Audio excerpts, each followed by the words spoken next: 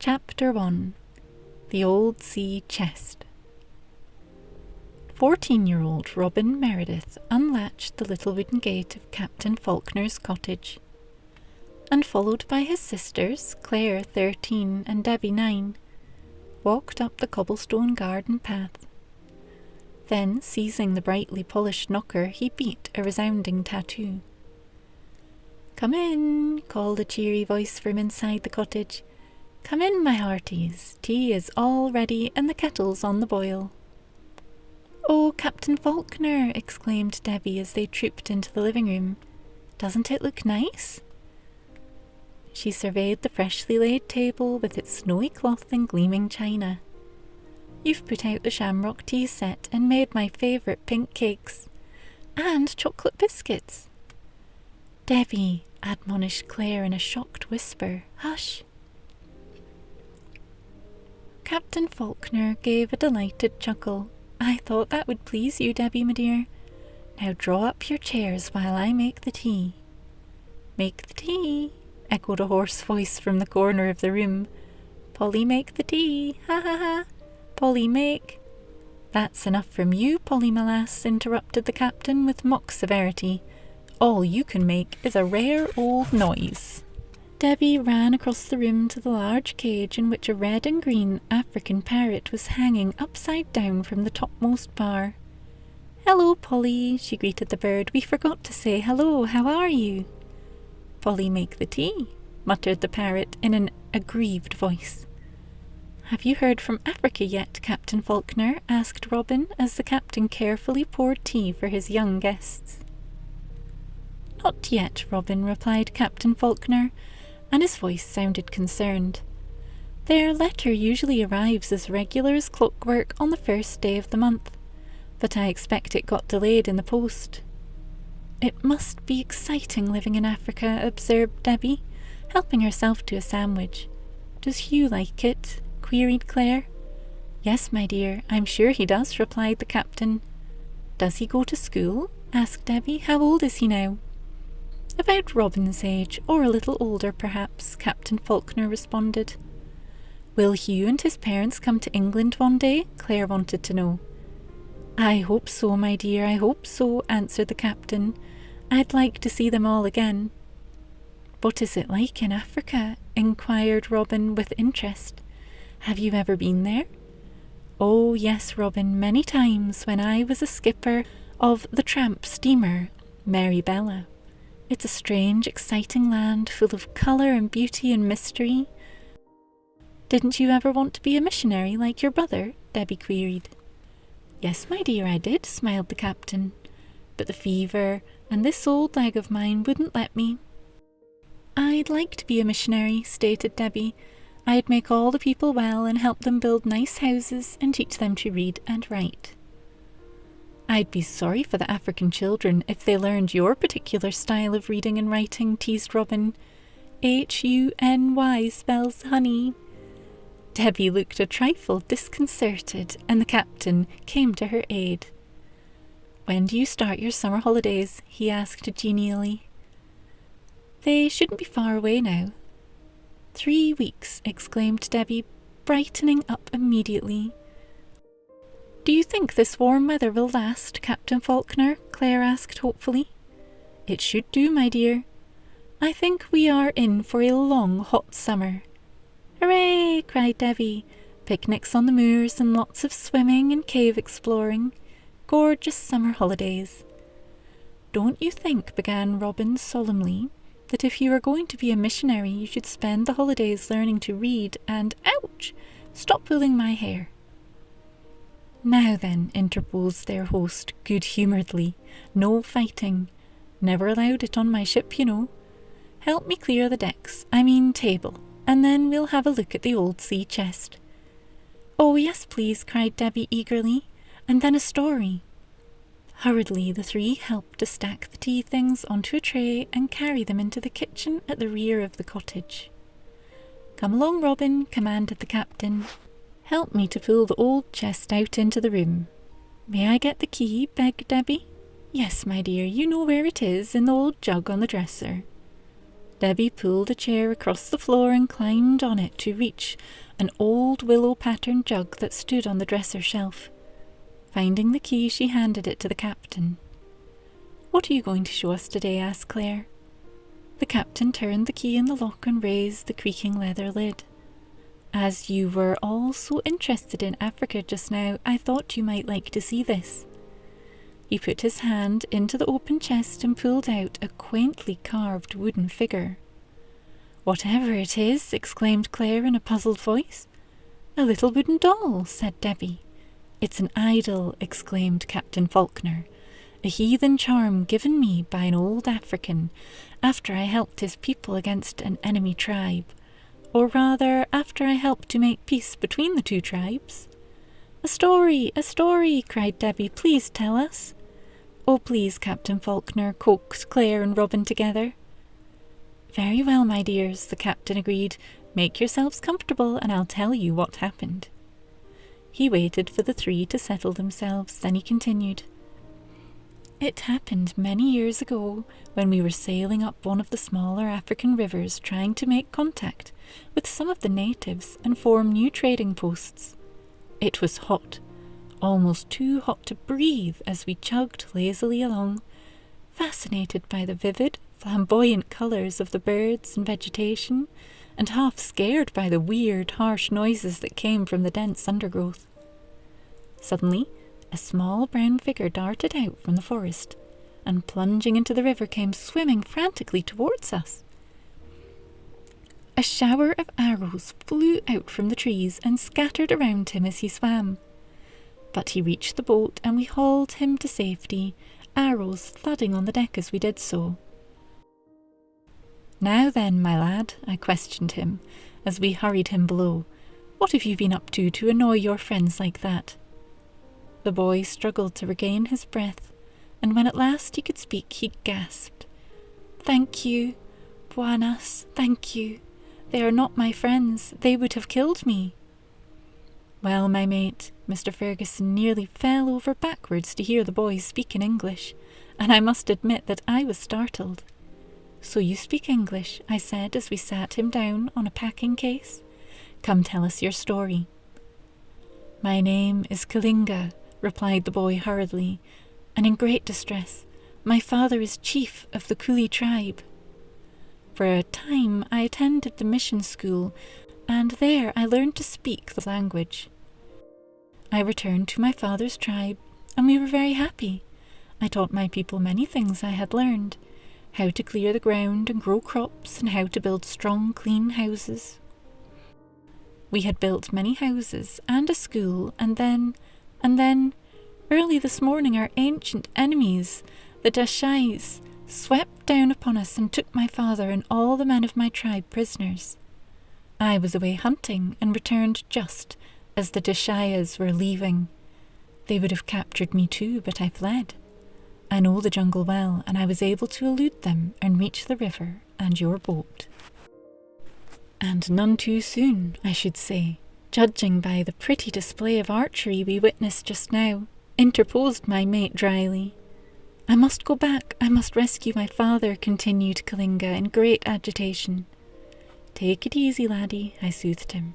"I think I know of a way to help your people, for a plan had just occurred to me." Mr. Ferguson and Kalinga stared at me. "What are you up to now?" queried my mate warily, no doubt remembering some of our former escapades together. "Just this," I replied. "We came up this river hoping to trade with fresh tribes and open up new trading posts. Why should we not contact these Dashais and try to trade with them, offering some of our goods in exchange for Kalinga's people?" "They might kill us," returned Mr. Ferguson dubiously, "and keep our goods and their captives." "That had occurred to me, Mr. Ferguson," I retorted, "but that is a chance we must take." "As you say, sir," acquiesced my mate, who was a brave man and revelled in a spot of danger for all his cautious ways. Kalinga was gazing at us in wonder. "Will you really do this, Buanas?" he asked. "Will you give your goods and risk your lives like this?" Come, Kalinga, I commanded briskly, let us waste no more time in talking, but start to put our plan into action.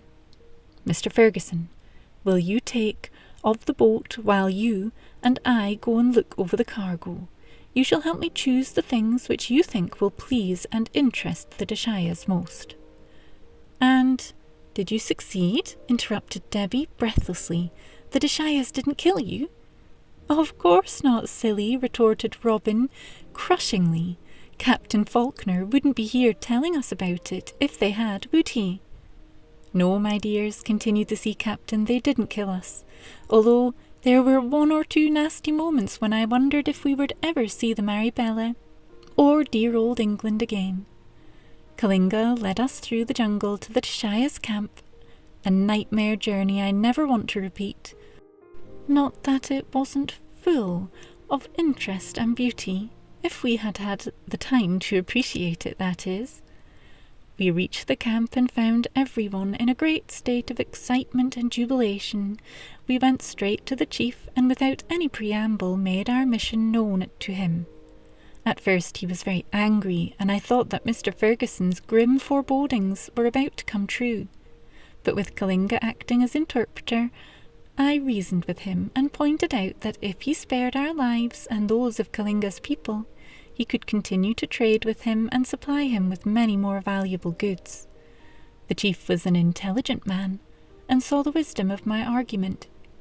In spite of opposition from many of his headmen, he ordered the prisoners to be released while he examined with great satisfaction the wealth of brightly designed materials and ornaments we had brought him. Then, just as we were about to leave, he looked at us very suspiciously and asked, "How do I know that I can trust you to return?" His angry and frustrated counsellors muttered threateningly, and for a moment I thought all was lost. He continued to ask many questions, and we talked long into the night, when at length, as dawn was breaking, we left the Deshayas' camp. Well, to cut a long story short, for I see the time is getting late, the two chiefs attended and publicly vowed friendship between their tribes, and to our great joy asked if a missionary could be sent to teach them more. When I returned to England, I passed on their request, and my brother, who was training for the mission field, volunteered to go. It is there that he and his wife are now working. "And Hugh?" questioned Debbie. "Does Hugh know Kalinga?" "Yes, Debbie, my dear," replied Captain Faulkner. "Hugh and Kalinga are great friends, although by now Kalinga is a grown man and taking over much of the responsibility of ruling his people." That was a lovely story, Debbie reflected. I always think true stories are the best. "It was jolly exciting," exclaimed Robin enthusiastically. "Yes," agreed Claire. "Look at the time," cried Claire, suddenly catching sight of the clock. "Mother will be wondering what has happened to us. We really must go now, Captain Faulkner. Thank you for a lovely time." "You must come again, my dears," invited the jovial captain. "I'll be looking out for you next Saturday." "I do like visiting Captain Faulkner," stated Debbie, as the wooden gate of the cottage swung to behind them. "He's such fun." "He must have had an exciting life travelling around the world in that old boat of his," observed Robin enviously. "That was a wonderful story he told us," Debbie mused. "I wish I could have exciting adventures like that." "Who's afraid of a mouse?" teased her brother. "I'm not afraid, Robin Meredith," retorted Debbie indignantly. "I'm as brave as you, and I'll show you one day." "Oh, stop it," intervened the hitherto silent Claire. "Don't start quarrelling again." The three walked briskly along the lane, their footsteps making scarcely a sound on the dry, sandy surface. Only the lowing of the cows from a distant farm and the harsh cawing of the rooks flying overhead broke the lazy stillness of the summer evening. "Robin, look!" Claire exclaimed suddenly, in a scared voice. "Look who's coming!" "The mad hermit and his dog!" exclaimed Robin sharply. "Quick, over the bank and into the field until they've gone." Hurriedly they scrambled over the bank and crouched down out of sight. "I wonder if he really is mad," whispered Debbie. "They say he does the queerest things," answered Claire, a quaver in her voice. "Hush, hush, here he comes," warned Robin. "He's talking to himself." The three huddled lower as the muttering voice came nearer and drew level with their hiding place. Not until the voice had faded into the distance did Robin raise a cautious head. "Phew," he breathed thankfully. "He's gone now. It's safe to come out." "Are you sure?" Claire looked around apprehensively. "Did you see that dog? A great black thing?" "Poor man, he must be very lonely," said the tender-hearted Debbie. "Everyone runs away from him. I think I shall speak to him one day." "Don't you dare, Debbie," exclaimed Claire sharply. "He might be dangerous. You don't know what he might do." "I don't think he's dangerous," retorted Debbie. "I think he's just a poor old man." "Debbie, you are not to speak to him," Robin commanded sternly. "Do you understand? Promise me." "Oh, all right," returned Debbie crossly. "I promise, but I think you are both quite wrong." Chapter 2. Hugh. Just a week later, the peace of the little lane was shattered as Robin and his sisters raced, laughing and shouting, towards Captain Faulkner's cottage. A startled blackbird scolded sharply as she flew away, and some sheep grazing near the hedgerow scattered in alarm. "I'm first!" exclaimed Debbie breathlessly as she reached the gate. "I've won! I've won!" "That's because I gave you a good start," panted Robin close behind her. "Come along, Claire. You're last." "It's too hot to run," Claire gasped as she caught up with them. She stopped to regain her breath. "It doesn't seem a week, does it, since we last visited Captain Faulkner?" In a more decorous manner they trooped up the garden path and knocked on the door before entering the captain's living room. "Come in, my dears," invited Captain Faulkner in an unusually grave voice. "Come in." "Oh dear, what has happened, Captain Faulkner?" asked Claire in quick concern. "You look so sad. Is anything wrong?" "Yes, my dear, I'm afraid there is," replied their friend heavily. "But come in and I'll tell you." "Not bad news, I hope, sir?" Robin inquired as they followed the captain into the living room. Captain Faulkner turned towards them, his face pale and drawn. "Yes, Robin, very bad news. My brother and his wife are missing." The three stood still in horrified silence as Captain Faulkner continued. "It seems they tried to contact a very primitive tribe that had not been reached before, and nothing has been heard of them since. A search was made, but no trace has been found of them or the tribe." "What about Hugh?" asked Claire, her blue eyes filled with tears. "Hugh is safe and is already on his way to England," replied the captain. "He is flying over and should reach here in a few days. He will stay with me until we decide about his future." "Poor Captain Faulkner," said Debbie softly, putting her hand on his. "I'm so sorry." "Poor Hugh," added Robin sadly. It was a very subdued trio that, a little later, made their way homeward, discussing as they went the tragic news of the afternoon. Captain Faulkner had promised to let them know when Hugh was due to arrive, and if it was possible, they were all going to the station to meet him. A few days later the expected message came, and in excited anticipation the three set off for the small country railway station where Captain Faulkner had promised to be waiting. "I wonder what Hugh is like," remarked Debbie as she hurried to keep pace with Robin and Claire. "We shall soon know," responded her brother. They were near enough to the station to see Hugh's uncle walking up and down in front of the entrance, and breaking into a run they quickly joined him.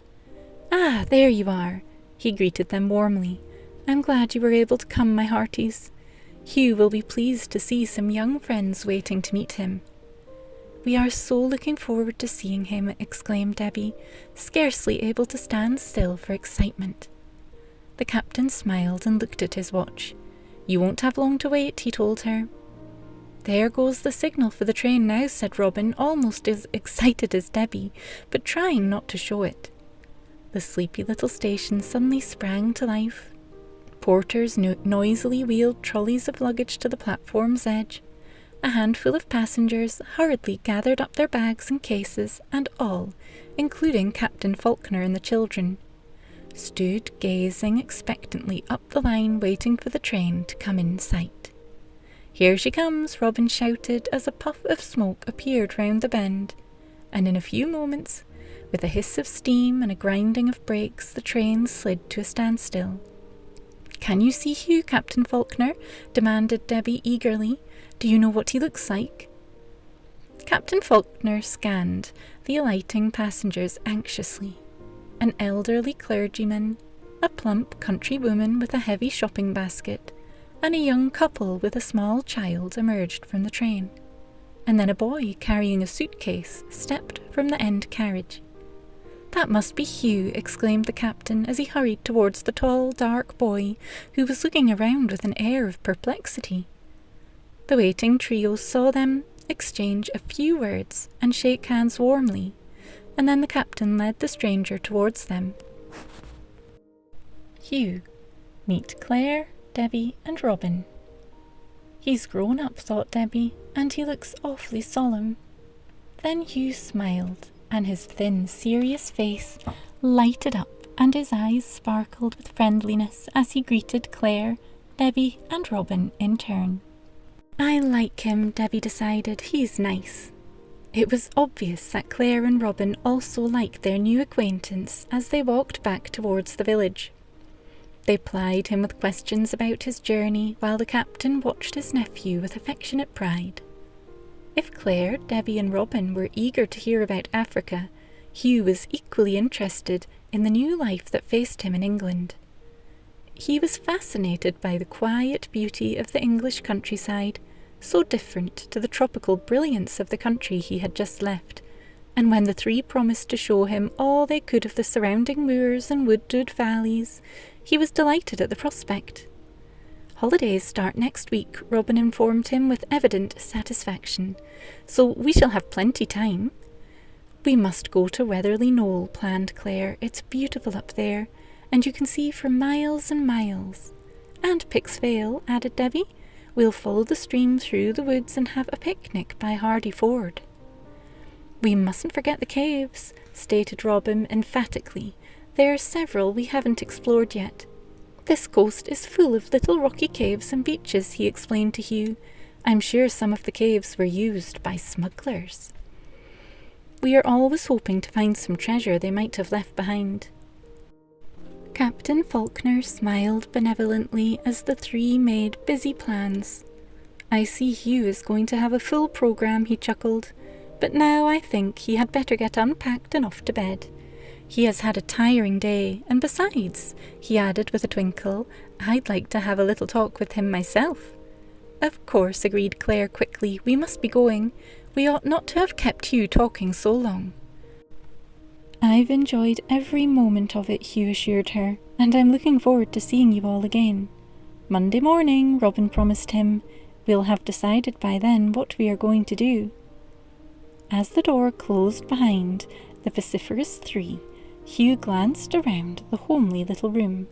It was a man's room with deep leather armchairs, plain walls hung with shining brasses, and, of course, Polly, strangely quiet in her cage in the corner. "What do you think of it, laddie?" asked Captain Faulkner kindly. "It's quaint," responded Hugh, "and cosy. It's all—" he sighed a little, "so very different to Africa." "Tell me about it," said his uncle gently. "Tell me what happened." So Hugh recounted the tragic events of the previous weeks, how his parents had set off to fulfill the long-cherished ambition to reach the primitive tribe that lived in the distant hill country. Hugh had wanted to go with them, but knowing the dangers they faced, his parents had refused to take him. Anxiously in the days that followed, Hugh had watched for their return, but they never came back. For some time Hugh and his uncle talked together, until Captain Faulkner noticed Hugh's tired, drawn look and packed him off to bed. In the low-ceilinged bedroom, with its whitewashed walls and brightly patterned rugs, Hugh drew a chair up to the window and, resting his arms on the sill, gazed out over the fields and woods below him. It was light, but soft shadow lay in the hollows and beneath the trees. Trailing pink clouds low in the western sky were all that was left of a glorious sunset, and even these slowly faded and died out as Hugh watched. All was still. Hardly a sound disturbed the silence of the evening, and some of its peace stole into Hugh's aching heart. He leaned his head against the cool frame of the window and gazed dreamily out. The first faint star twinkled in the sky, and here and there a cottage light appeared. Sleepily he sat on, unwilling to leave the tranquillity of the scene. But at last he undressed and climbed into the cool, fresh bed awaiting him, and in a few moments he was sleeping soundly and dreamlessly. Life in the country starts early, and as the sun was peeping over the hills and spilling gold into the valley below, Hugh awoke to the singing of birds and the impatient lowing of cattle. A horse and cart rattled by beneath his window, and a farm worker whistled cheerily on his way to work. From nearby elms rooks cawed excitedly.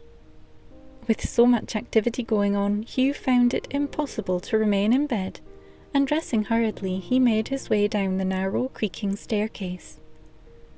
But early as he was, his uncle was up before him, and was standing in the open doorway contemplating the beauty of the morning, while the kettle sang softly on the stove. "What a beautiful morning," Hugh greeted the captain. "It's much too good to waste in bed." "I agree with you, laddie. It got me up an hour ago," his uncle responded. "What about a cup of tea and then a good brisk walk before breakfast?"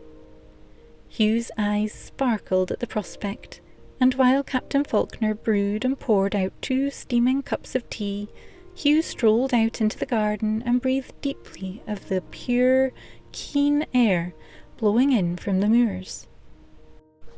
As they drank their tea, Polly eyed them sleepily from her cage in the corner. "You're very quiet, Polly," the captain remarked. "Polly's tired," stated the bird in a tone that clearly showed her disfavour at such early morning activity, and turning her back on them, she went to sleep. "Polly obviously disapproves," chuckled Hugh. Captain Faulkner closed the door of the cottage, and he and Hugh took the footpath leading down to a stream that ran swiftly over a bed of flat, smooth pebbles. Densely foliaged trees, growing almost to the water's edge, shut out the sun, and Hugh, used to the tropical heat of Africa, shivered and drew his jacket closer round him. But soon the stream broadened into a river, and the woods gave way to a wide, sunlit field, where kingcups and cuckoo-pink flowers flowered luxuriously.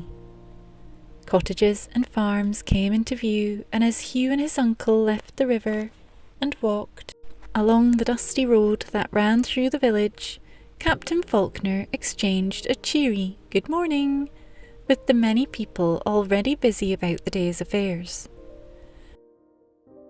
By the time they returned to the cottage, the sun was high in the sky, and they were more than ready for the appetizing meal the captain set about preparing. The weekend passed quickly. Hugh explored the lanes and fields around the cottage, sometimes alone, sometimes in company with his uncle, and on Sunday the 2 of them attended the church that stood facing the green in the centre of the village. There Hugh was introduced to many of the village people and welcomed into the small community with typical country hospitality. But he looked in vain for Robin and Claire and Debbie.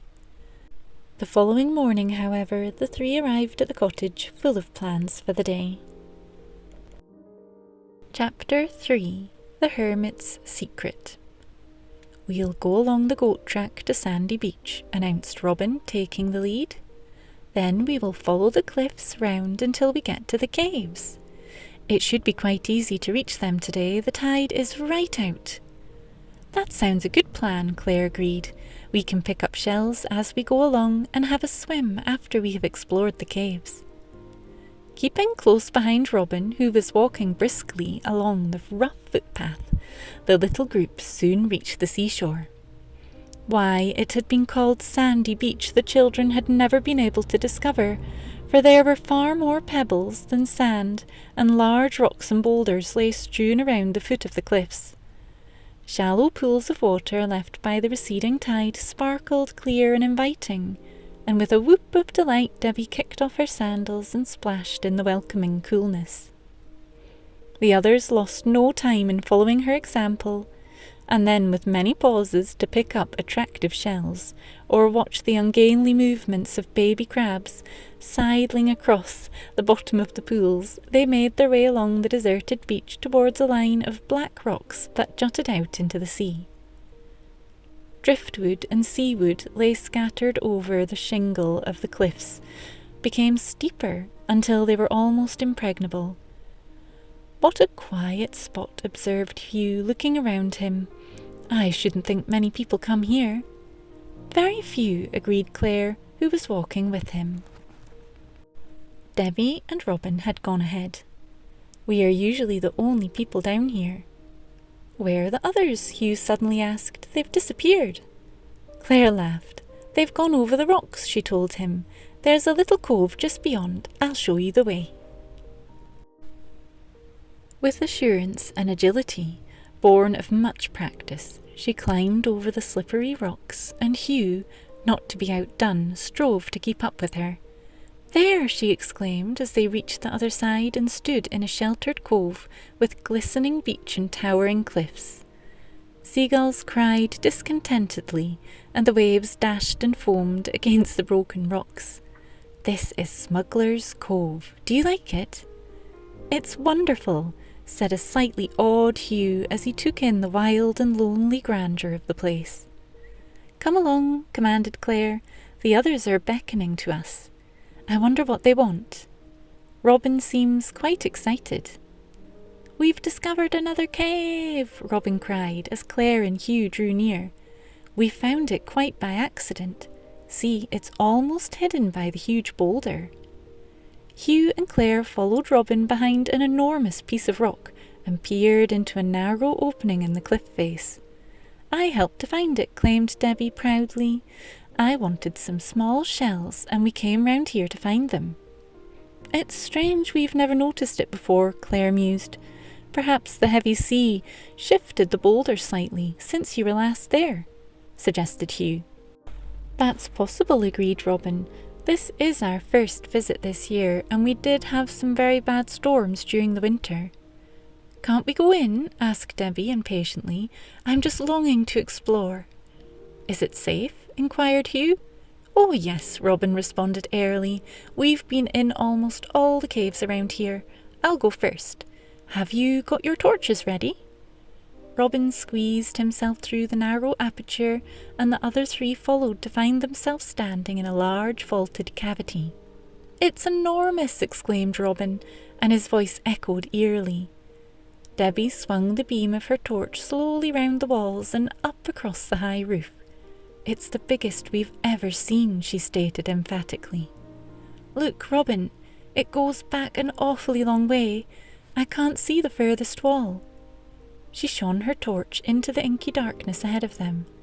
I'm going to see where it leads, announced Robin. Follow me. Follow closely and be careful how you go. The ground is rather rough and uneven. Obediently, the two girls kept close to each other and to Robin, while Hugh brought up the rear. Suddenly, Robin stopped with a cry of amazement. There's a staircase here, he shouted, and shone his torch up a flight of roughly hewn stone steps that curved steeply out of sight. Come on, all of you, this is thrilling. Be careful, Hugh warned him. Make sure the steps are safe before you take the girls up. But Robin was already out of sight, round the bend of the stairway. There's a door, a heavy wooden one. His excited voice came back to them. But I can't open it. He was still struggling with the large iron ring that formed the handle of the door when the rest of the party reached him. "It's stuck," he panted. "Come and help me, Hugh." Together the boys threw their weight against the massive oak door, but it solidly resisted their efforts. "It's no good," sighed Robin in disappointment, after several futile attempts. "It won't budge." "I expect it's locked," said Hugh practically. He gazed at the door pensively.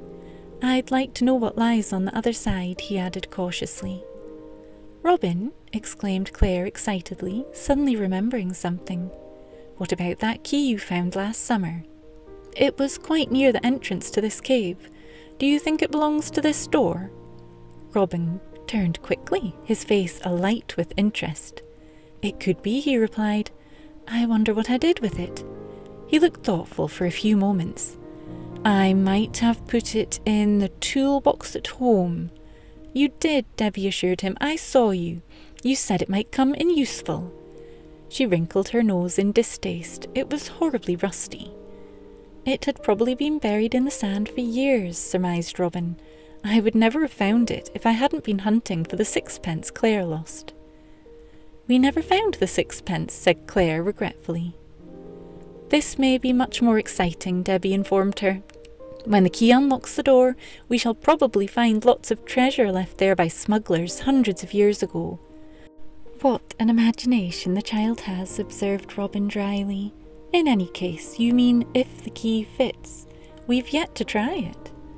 "It will," stated Debbie, quite unperturbed. "You'll see." Hugh laughed. "Well, it's obvious we can't do any good standing here. I suggest we go back to the beach. It isn't very warm in this cave." "Let's find the key and come back again tomorrow," suggested Claire. "Good idea," agreed Robin. "Now let's follow Hugh's advice and go back to the beach." In a few minutes they were all standing on the warm, pebbly beach and blinking in the strong sunlight. "Tomorrow seems such a long way off," lamented Debbie. "I wish we could get the key and unlock the door today." "There won't be time," Robin informed her. "The tide rises in less than 2 hours, and then this cove will be covered with water." "I expect you have to watch the tides fairly closely," inquired Hugh. "Rather," replied Robin fervently. "We should soon get cut off if we didn't. People have often been marooned along this coast, and it's some job to rescue them, I assure you." As Robin had foretold, the tide soon began to cover the strip of beach, and before the rocks were finally submerged, the four made their way safely back to the main shore. After sauntering along by the water's edge, they climbed again the sandy goat track that led to Captain Faulkner's cottage, and at the end of the gate Robin and his sisters left Hugh, promising to meet him the following morning with the mysterious key. But during the night the weather changed suddenly, and in the morning the children awoke to a wind and rain-swept scene. "No beach today," announced Robin ruefully. "The sea will be much too high." Claire and Debbie groaned in disappointment. "Oh, Robin," remonstrated Claire, "I'm just dying to unlock that door and find out what is behind it." "Me too," chimed in Debbie. "Can't we take a chance, Robin?" "Too risky," said Robin emphatically. "You know what the sea is like round those rocks when the weather is rough. We'll be all ready to go early tomorrow." With that, Claire and Debbie had to be content. It was no good arguing with Robin when his mind was made up. But tomorrow was little better, and the trio stayed discontentedly indoors and watched the swaying trees through the streaming windows. Towards evening, however, the sky lightened, and although the wind continued to blow at a gale force, the rain stopped. The three breathed sighs of relief. "At least we can go out for a walk," said Claire thankfully. "Come on, Debbie, let's get our raincoats and Wellingtons on." Soon, dressed for the weather, they were battling their way against the wind towards Captain Faulkner's cottage, where Hugh was hopefully waiting. "Oh, for a breath of fresh air," said Hugh as he joined them. "You'll get plenty of that," gasped Robin, clutching at his cap. "We've been almost blown off our feet getting here." Hilariously, they continued their journey to the beach, there to be met with a wild and tempestuous scene. Huge white-capped breakers rolled in from the sea and dashed themselves in fury against the rocks. Then, their energy spent, they receded slowly over the pebbles with a low rumbling roar. "It's wonderful," shouted Hugh above the noise. "I could watch it for hours." Robin nodded in agreement. "How different is it to the last time we were here?" reflected Claire. "Then it was blue and calm and friendly, but now it looks so cold and cruel." She shuddered and pulled her coat collar higher around her ears. An unexpected wave showered them all with foam, and they retreated hurriedly. "This is fun," spluttered Debbie merrily, "but I wish it would stop so that we could go and get around to the cove." As if in answer to Debbie's wish, the following morning dawned bright and clear. As suddenly as it had come, the stormy weather disappeared. The valley and hills lay flooded in golden sunshine, while the sparkling sea rolled in lazy ripples on the warm beach. "We can all go to the cove today," cried Debbie in gleeful anticipation. "Oh, I can hardly wait. Have you got the keys safe, Robin?" No less excited, Robin and Claire followed Debbie towards the cottage. Hugh was in the garden, and, stopping only to tell his uncle that he was going, he quickly joined them. "I wonder what we shall find," pondered Claire, as they hurried along the beach. "I shall be so disappointed if the key doesn't fit." The others shared her feelings and watched anxiously when at last they reached the cave and Robin inserted the key in the lock. But they need not have worried, for with a little persuasion it grated and turned. "Now," breathed Robin, and pushed the door slowly open. He stepped over the threshold. Close behind him crowded the others to find themselves in a vast whitewashed cellar.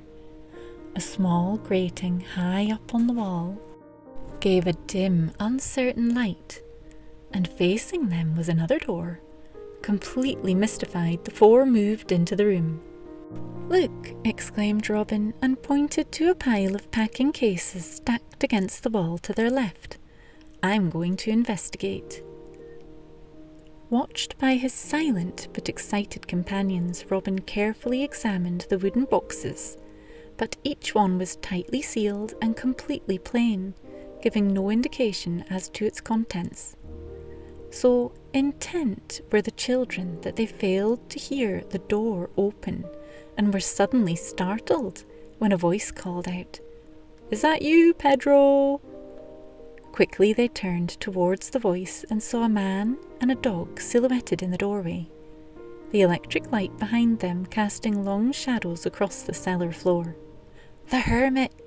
gasped Claire in terror. "Robin, what are we going to do?" "Hush," hissed Robin, "don't panic. He hasn't seen us yet." Almost at that exact same moment, another voice answered from the doorway where the children had themselves entered. "Yes, Mr. Sinclair, I've brought the things you wanted." And a younger man, carrying an unwieldy package, joined the hermit. Otherwise, Mr. Sinclair in the lighted doorway.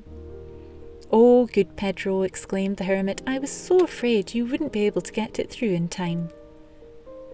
With extreme care, he took the package from Pedro. "You'd better lock the door," he advised. "I can't afford to have anyone getting in there and probing around." "There's no fear of that, Mr. Sinclair," laughed his companion. "The cave is too well hidden. In any case, I mustn't stay more than a few minutes, or I shall miss the tide back.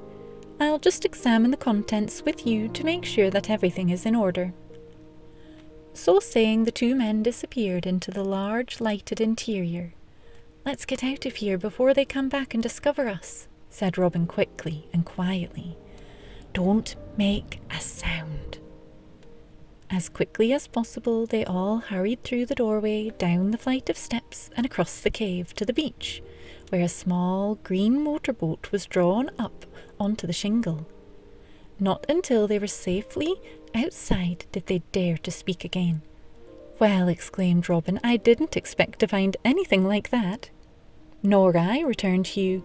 "We must have entered someone's house via the cellars." It was the hermit's, Claire informed him with a tremor still in her voice. He's supposed to be dangerous, isn't he? Averred Debbie stubbornly. I'm sure he isn't. It isn't fair to judge people before you know them, is it, Hugh? Well, he certainly sounded quite pleasant, answered Hugh, thus appealed to. He's a strange man, no one knows much about him, commented Robin. But come along, let's get back to the main beach before Pedro comes down to his boat. Did you leave the key behind, Robin? Asked Claire as they dropped down onto the sunny beach. No, I've got it here, replied Robin, putting his hand in his pocket and drawing out the key. I removed it from the lock for safety when we went into the cellar. We can't use it again, said Hugh quietly, but very firmly. That would be trespassing. It was different the first time. We didn't realise it was somebody's property we were entering. Debbie pouted. I want to know what is in those cases. Claire gave a shaky laugh. Nothing will ever induce me to go there again, I assure you. Hugh is right, stated Robin. Now that we know it is the hermit's property, we mustn't trespass.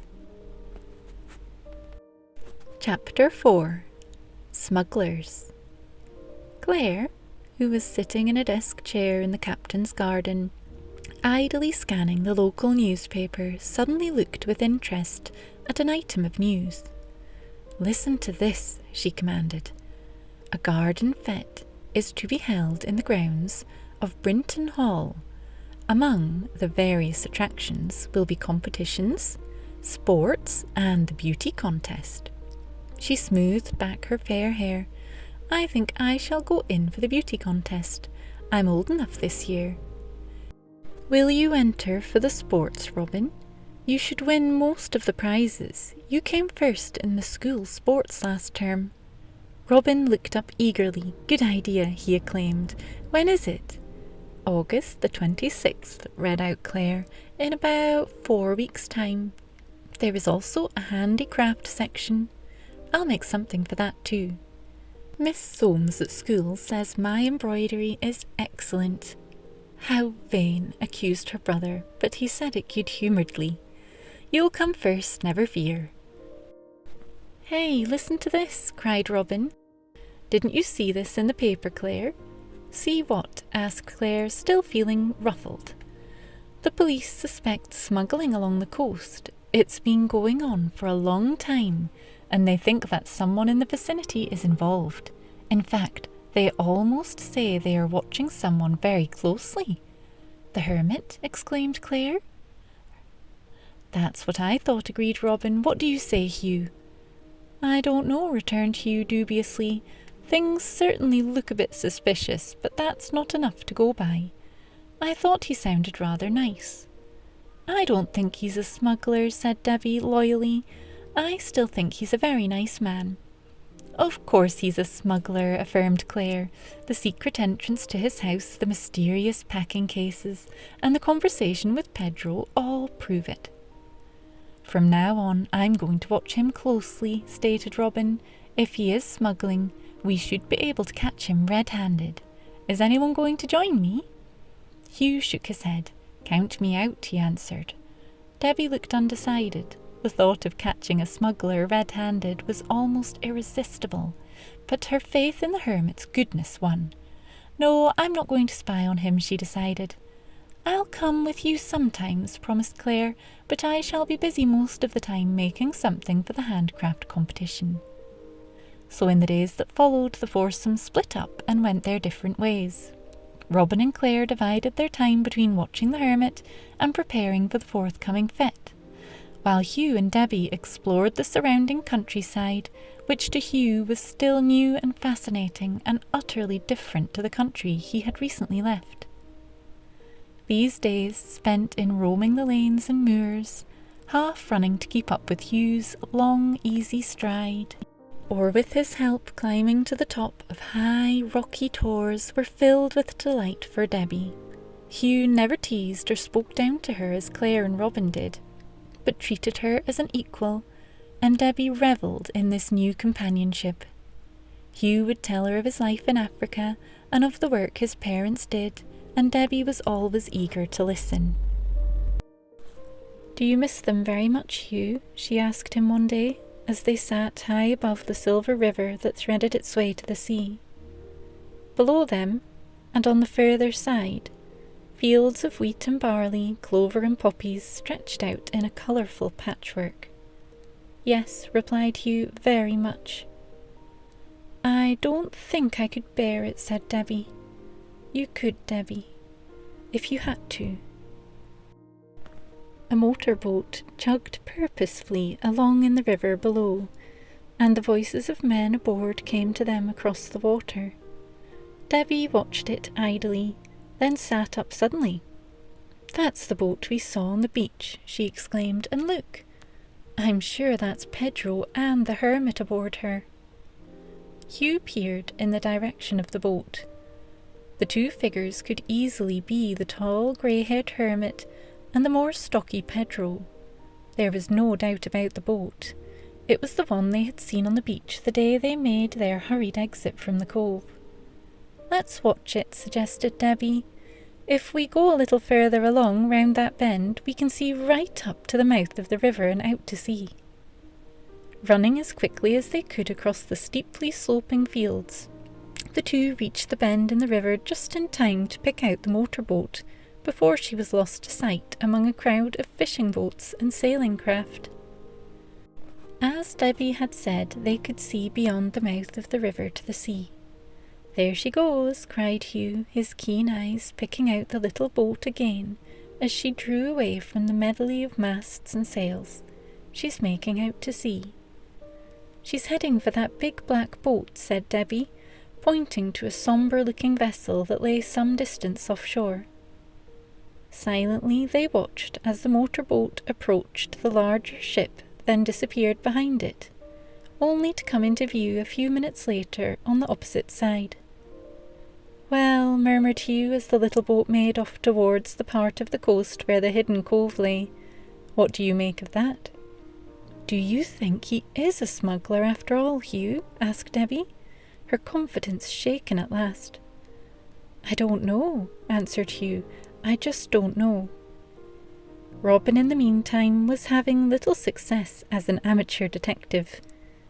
He had seen practically nothing of the hermit or Pedro, in spite of hours of watching. And he was decidedly chagrined when Hugh and Debbie told him of what they had seen. "I'm sure he's the man the police want," he insisted. "When the fete is over, I'm going to watch him very closely.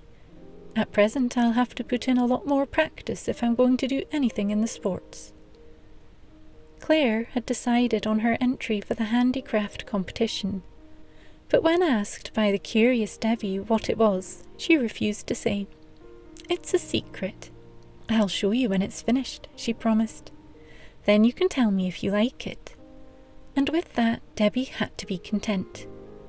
"Would you like to come with me to Oldley Farm?" asked Hugh the following afternoon.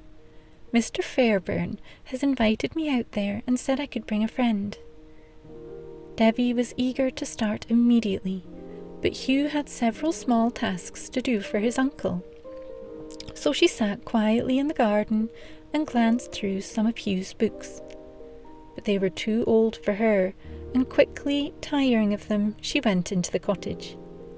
"Hello, Polly," she greeted her old friend.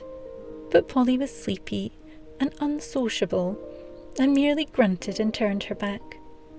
In vain Debbie coaxed and cajoled, and was still trying to get some response from the obstinately silent parrot when Hugh announced that he was ready. It was a long walk to Oldley Farm, but they had plenty of time, and there was much to interest them on the way. After a while they breasted a steep hill to see the farm with its numerous buildings and acres of land stretched out below them. It was by far the largest farm in the lower district. Old buildings and fields, golden corn shimmering in the hot August sunshine, cattle and sheep browsing lazily in paddocks and meadows. Hugh and Debbie entered the winding lane that led down to the gateway of the farmhouse, and as they crossed the cobblestone yard, they were hailed by a friendly voice. "I've been looking out for you," announced the burly farmer, emerging from one of the cattle sheds. "I've nearly finished in here, and then I'll join you and show you around." A clatter of pails from the farm kitchen caught their attention. "That'll be Mrs. Fairburn preparing the meal for you," Mr. Fairburn informed them. "Perhaps you'd like to go and watch her and help her collect the eggs." Hugh and Debbie hurried off and were given a friendly welcome by the farmer's wife. "Sure, you can help me, my dears," she greeted them. "I'll be glad of some help. There's always plenty to do on the farm, with all the young poultry coming along." Carrying pails of grain and steaming mash, Hugh and Debbie followed Mrs. Fairburn through the kitchen garden to the poultry runs. Here, an excited clamour of clucking and squawking met them, and while Hugh fed the noisy hordes and kept a wary eye on a none too friendly cockerel, Mrs. Fairburn and Debbie went into the hen houses to collect eggs. As they came out again, Debbie looked down at her basket of eggs, speckled and brown and still warm from the nest. "You shall have one for your tea," Mrs. Fairburn promised her, "with homemade bread and butter and cream from the dairy." "I'd like to see the dairy very much," said Debbie. "So you shall," exclaimed the motherly farmer's wife, and led them to the white-tiled building. It was wide and airy with gleaming utensils. Everything was spotlessly clean and neat. They were examining it all with keen interest when Mr. Fairburn joined them. "I've finished now," he announced. "I'll take you round to see the animals." "Take them to see the chicks in the incubator," suggested his wife. "Debbie would like to see those, I'm sure." So first of all they went to the building that housed the incubator. Here the air was full of the shrill cheeping of newly hatched chicks, and Debbie lost her heart completely to the little balls of golden fluff. Then on to the cow sheds, whitewashed and equipped with the latest machinery, and as sparklingly clean and shining as the dairy they had recently seen. Next the pig pens, where the pigs grunted in lazy content and stuck their snouts through the bars to give a noisy welcome to their visitors. They walked round the meadows where ducks and geese and turkeys roamed. They went wherever they wanted and paddled in the shallow stream. Past the field were 2 aged farm horses. They were taking a well-earned rest under a shady oak tree. Here, where the green fields and blue skies seemed to meet, the sheep moved to and fro, seeking the short, luscious grass. "This is my absolute favourite spot," announced Mr. Fairburn. He looked over the vista of the fields and hills and sky. "It is very peaceful," agreed Hugh, "and somehow very satisfying." "Satisfying is the right word," commented the farmer. "I like to come up here in the evening when the day's work is done and just stand and think." He looked at the distant line of hills. As they moved into the field, the sheep at first eyed them warily, then recognised the farmer and settled down once more to their grazing. "You'll never believe, but my sheep know my voice," commented the farmer. As they moved into the field, the sheep at first eyed them warily, then recognised the farmer and settled once more to their grazing. "My sheep know my voice," commented the farmer. "That's amazing," replied Hugh. Debbie in the meantime walked by their side, a silent listener to the conversation.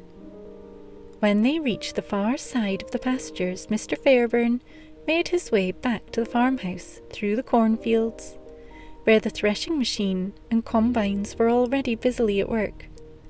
"You'll be tired, Debbie," said Hugh kindly, as much later they started on their homeward journey. "Yes," admitted Debbie, "but happy. I have enjoyed today, Hugh."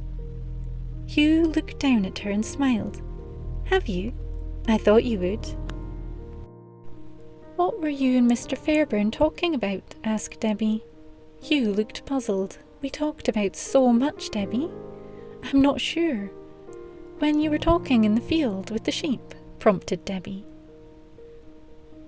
"Oh, I remember," he said. "The farmer told me that the sheep recognise his voice." I'm going to talk to the animals near my house every day until they know my voice too, laughed Debbie. Chapter 5. Disobedient Debbie.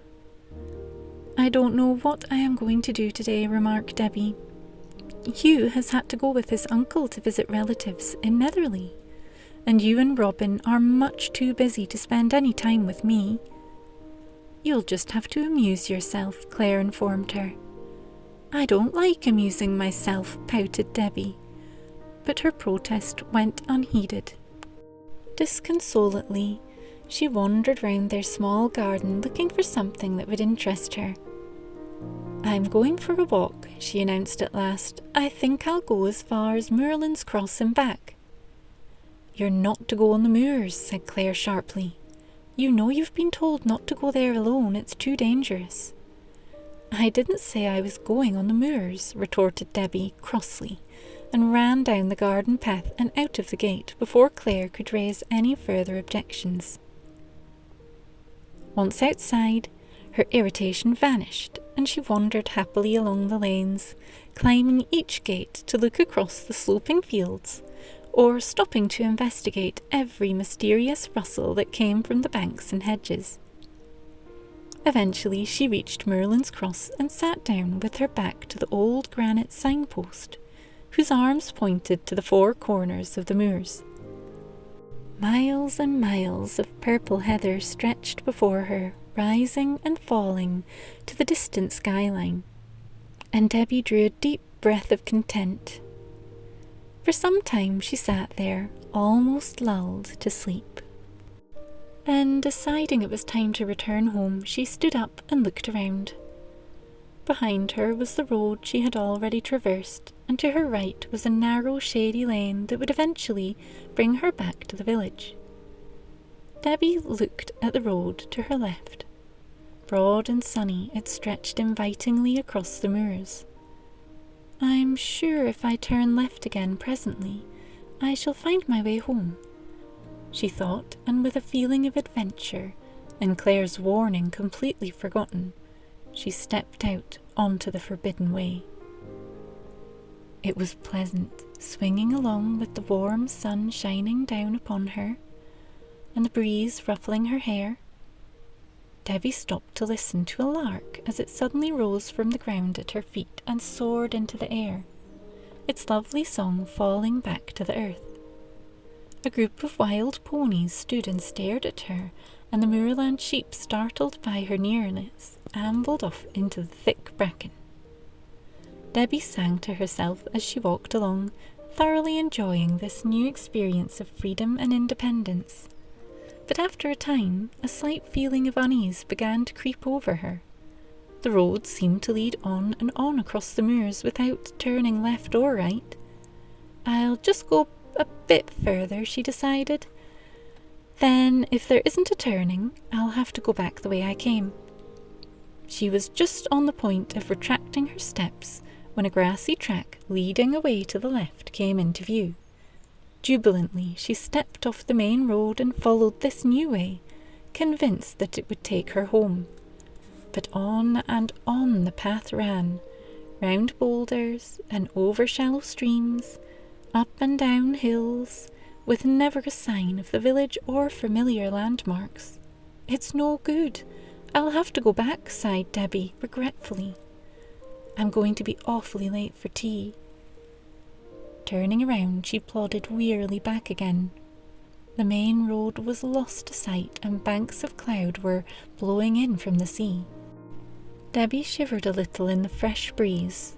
It can't be far now, she reassured herself. I'll soon see the main road. And then she stopped in perplexity. In front of her, the track forked in two directions. Oh dear, she sighed. Which one do I take? She looked around, but there was nothing in view to guide her. So, shrugging her shoulders, she turned to the left. The path grew rougher and narrower, and Debbie was on the point of giving up in dismay when she caught a glimpse of a road ahead. Thankfully, she hurried towards it, and at last stood on the broad, firm roadway. Now, she thought, if I turn right, I'll get back to the moorlands cross again."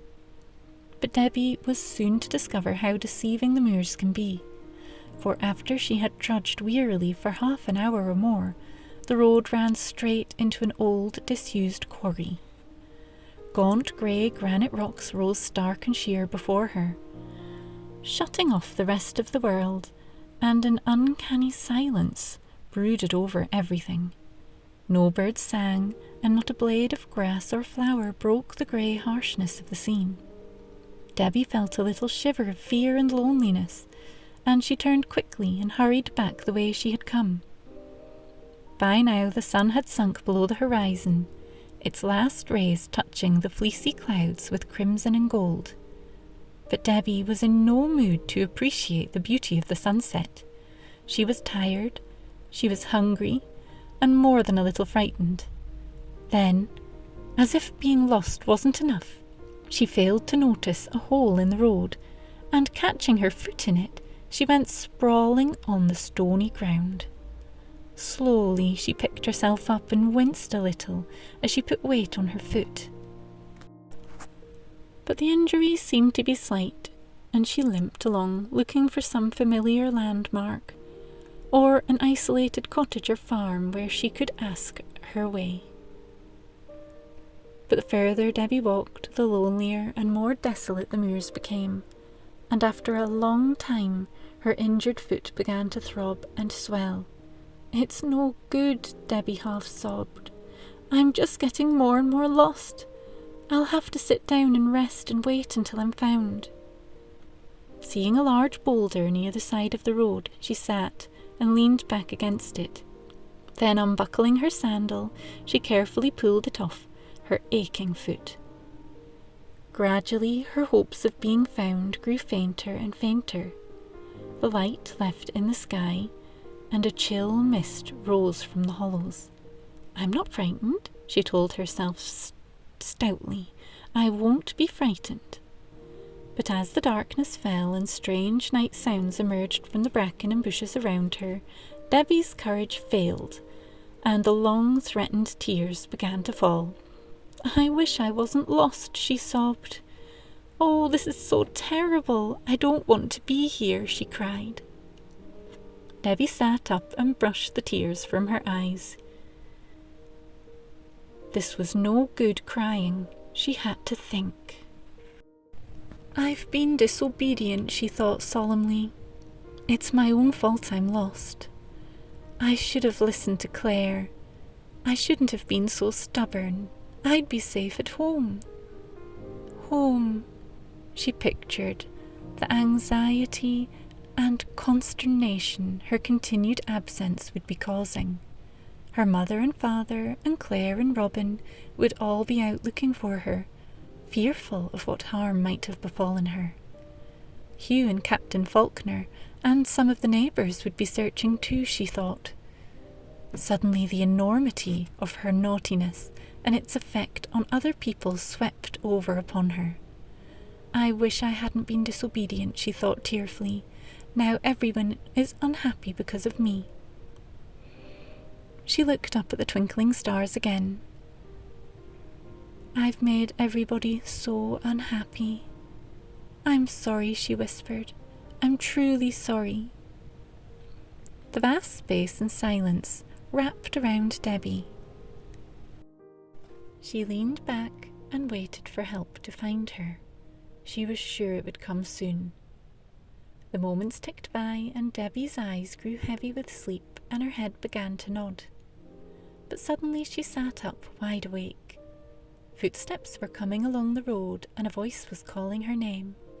"Oh, Hugh!" Debbie almost sobbed in relief. "I'm here! I'm here!"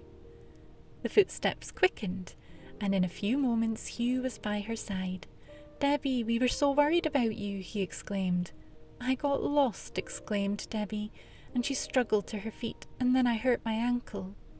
Hugh looked at the injured foot ruefully. "You can't walk on that," he pronounced. "Here, get up on my back, and I'll carry you to Moorlands Cross. There's a crowd of people looking for you there, you know. I'm so glad you were able to find me, Hugh. Thank you so much." and she held on tight. Chapter 6, Wild Horses. "Are you really cross with me?" asked Debbie the following day. She and Hugh were sitting in the Meredith's garden, for although her foot was not severely injured, it would be several days before she could walk very far. "I ought to be," said Hugh, looking very severe, "but I'm not." He smiled. "I'm so thankful you are safe and sound, with nothing worse than a sprained ankle." "What are you two up to?" asked an amused voice, and Debbie and Hugh turned quickly to see Claire standing behind them. "I was just explaining to Hugh how sorry I was, and asking him if he was mad at me." "He says he's not." "Well, I think he should be mad at you after yesterday's escapade," observed Robin tartly. Debbie felt the hot colour rise to her cheeks and an angry retort tremble on her lips. "Please don't let me lose my temper," she said to herself. She clenched her hands tightly for a moment. "I'm sorry about yesterday, Robin," she answered in a voice that shook. "I'm sorry for all the worry and trouble I caused." She turned to Claire. "I'm sorry I disobeyed you too, Claire. It was very wrong of me." Robin and Claire looked decidedly taken aback. "Oh, forget it," growled Robin in an embarrassed voice. He reached over and ruffled Debbie's hair. "I'm sorry I teased you too. I won't do it again." There was an uncomfortable silence for a few moments, and Hugh relieved it by asking, "Have you seen the hermit lately, Robin? Or discovered anything more about the smuggling?" "No," confessed Robin. "I haven't had much opportunity, but after next week I'll be free to watch him all the time." "The fete is next week, isn't it?" remembered Debbie. "Have you finished your embroidery, Claire?" "Not quite," admitted Claire, "but I shall finish it in time if I hurry. I think I'll go indoors and do some now. And I promised to meet one of the boys to go fishing, and then put it in a bit more training." Robin paused, then said rather awkwardly, "I wondered if the four of us could go for an outing one day. We don't seem to have time to spend together lately." "I'd like that," responded Hugh warmly. "Oh yes," agreed Debbie eagerly, "a ramble over the moors." The other three looked at each other and laughed. "I should have thought you would have had enough of moors," rejoined Robin good-humouredly, "but the moors it shall be as soon as your foot is better." As Claire and Robin walked away, Hugh turned to Debbie. "Well done, Debbie," he smiled. "Well done for what?" asked Debbie in surprise. "For not losing your temper just now. I noticed." "Oh, you noticed that? Wouldn't it have been dreadful if I had been angry and said something unkind?" "I'm very proud of you," said Hugh. "It is your first victory, Debbie." The injured foot soon healed, and plans were once more discussed for the proposed ramble. Good, sensible shoes for rough walking, and plastic mats in case the weather changes, advised Claire. A map, suggested Hugh, and plenty of food was Robin's contribution. The moorland air gives you a terrific appetite. "I'm going to take my camera," decided Debbie. "I want to get some pictures of the ponies." "Good idea," Claire approved. "There are some marvellous views from the tors." Well equipped, the four set off, Hugh and Robin striding briskly ahead, and Claire and Debbie following at a more leisurely pace. They left the village behind, and reaching Moorlands Cross, took the same road that Debbie had taken a few days previously. As they passed the track leading to the left, Debbie looked at it ruefully. "I'm not going along there again," she stated emphatically. "And yet," she added, "I'm glad I got lost." Her sister turned to her in surprise. "What odd things you say, Debbie. Why are you glad you were lost? I should have thought it was the most unpleasant experience." "Being lost made me think about how lucky I am to have all of you." Claire gave her a curious look. "I think you're right. We all have each other." Now come along, the boys are miles ahead of us." Hugh and Robin were waiting beside a signpost half hidden by a rocky hawthorn bush. "What does the sign say, Robin?" asked Claire as Debbie drew near. "Morton Mines," he ran out. "Do you want to go that way?" "No, thank you," cried Debbie quickly. "It's horrid down there. Let's keep to the main road." Quite willing to fall in with Debbie's wishes, they set off once more, keeping to the wide grass verge that bordered the road, until they came to a delightful hollow. Here a clear, sparkling stream ran merrily between mossy banks, and kicking off their shoes, the four paddled happily. "Shall we follow the stream across the moors and then stop for lunch?" asked Robin. The other three readily agreed, and with much splashing and frolicking, they made their way along the stream's bed. The sun poured down from a cloudless sky and drew the heady perfume from the heather and gorse around them. But the water was cool and refreshing, and it was a happy, contented group that finally sat down in the scanty shade of a few bushes. After their lunch they relaxed for a while on the mossy bank and listened to the lazy droning of the insects in the heather, and watched the lizards darting across the hot stones. A buzzard hovered on motionless wings, and skylarks filled the air with song. Debbie, however, soon grew tired of being idle, and sitting up she declared, "I want to photograph some ponies. Do you think there will be any near here, Robin?" "Should be," replied her brother. "I thought I saw a group of them grazing a little way back." "Oh, where?" asked Debbie. "Can we go and find them?" "There was a footpath about 100 yards back," said Hugh. "Perhaps that would lead us to them?" With Debbie running eagerly ahead, they retraced their steps along the stream until they came to a footpath that ran between waist-high bracken and heather. Donning their shoes, they walked along the path for some distance, the sound of their footsteps muffled by a short springy turf. Then Claire stopped suddenly. "Look," she exclaimed. "Look over there. I'm sure I saw movement." The rest stood still and looked in the direction of her pointing finger. At first they could see nothing but a sea of dark green fern and purple heather. Then a brown form moved into sight. Then another, and another. "Ponies!" cried Debbie delightedly, bringing her camera into position. "You'll need to get closer," advised Robin. "If we are very quiet, we should be able to get within a few yards." Stealthily and silently they crept forward, and presently they saw, a short distance away, in a small clearing in the heather, not just 2 or 3, but about 50 wild horses with their foals, so intent on cropping the grass they failed to notice the 4 intruders. "What a picture," breathed Robin. "If only we could get just a little bit closer, you would have the perfect shot." And then one of the larger horses raised its head and, looking away from the children, sniffed the air suspiciously. Almost imperceptibly, it moved a few paces nearer to where the children were standing, and the rest of the herd followed their leader. "Something over there has disturbed them," stated Robin. "You'd better take your picture now, Debbie, in case they decide to gallop off." Debbie focused her camera on the grazing horses and slowly snapped her picture. "They're moving this way," said Claire apprehensively. Hugh was also watching them with some concern. "I think we'd better be moving," he advised. "They look rather restive." The 4 turned and walked back along the path, and had not gone many yards when they heard the herd thudding hooves of horses in flight. "They're off," announced Robin. "I wonder what disturbed them."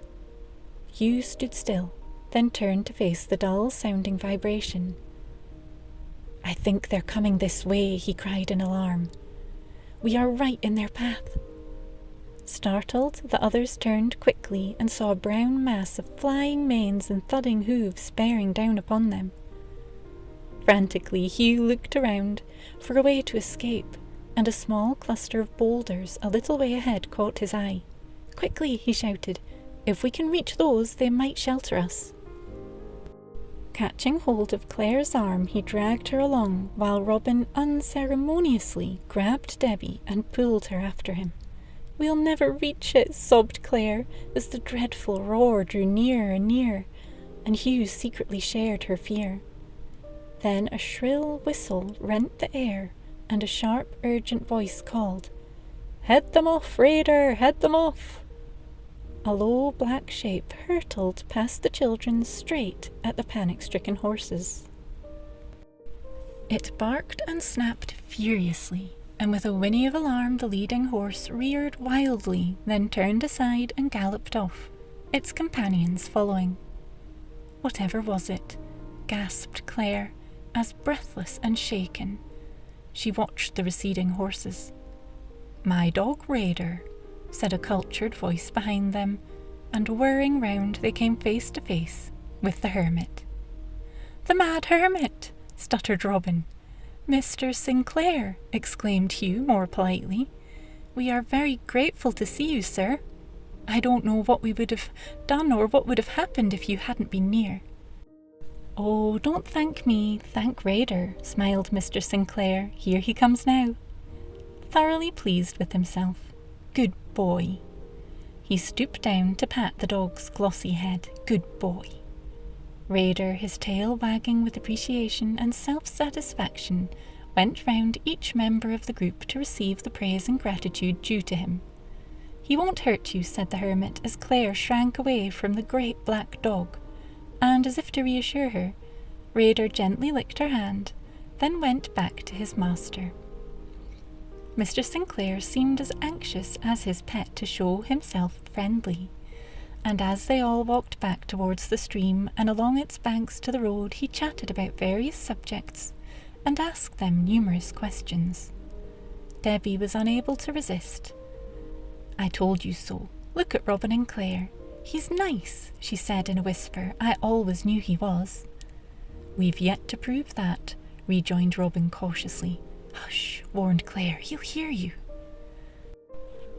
"What are you two whispering about?" asked the hermit genially, then laughed at their guilty expressions. "I see, a secret," he observed. "I hope it is a nice one."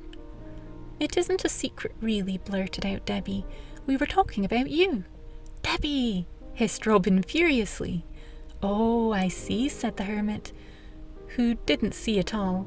"It's like this," stammered Claire, who felt that some explanation was due. "We've often wondered what you were like, and now we are beginning to find out." "Indeed," returned the hermit, his face very grave, although Debbie was sure there was a twinkle in his eyes. "I hope I come up to expectations." "Well, no, not exactly," stuttered poor Claire.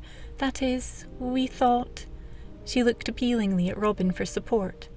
"We thought you were a hermit," responded Robin. "And a bit strange," added Debbie, carefully. "You often seem to be talking to yourself. We sometimes call you the mad hermit," she confided, "although I'm quite sure you're not. I am very sorry." "Thank you," answered Mr. Sinclair, with a tremor in his voice that could have been anger or laughter. Claire was not quite sure which. "We also think you're a smuggler. At least Robin and Claire do," continued Debbie eagerly. "But you're not, are you?" This was too much for the hermit, who threw back his head and roared with laughter.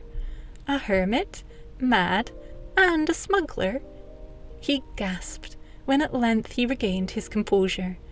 "I assure you I am none of these things. I hope I don't disappoint you too much." He looked anxiously at his young companions. Claire and Robin were looking rather sheepish and ashamed, but Debbie was delighted. "We are very sorry," apologised Robin. "We've been very rude. But you know, sir," he said impulsively, "things did look a bit suspicious at times." And he went on to tell about their visits to the secret cave and the hermit's cellar. "Don't apologise," rejoined the hermit good-humouredly. "Those cases contain equipment and instruments for my work.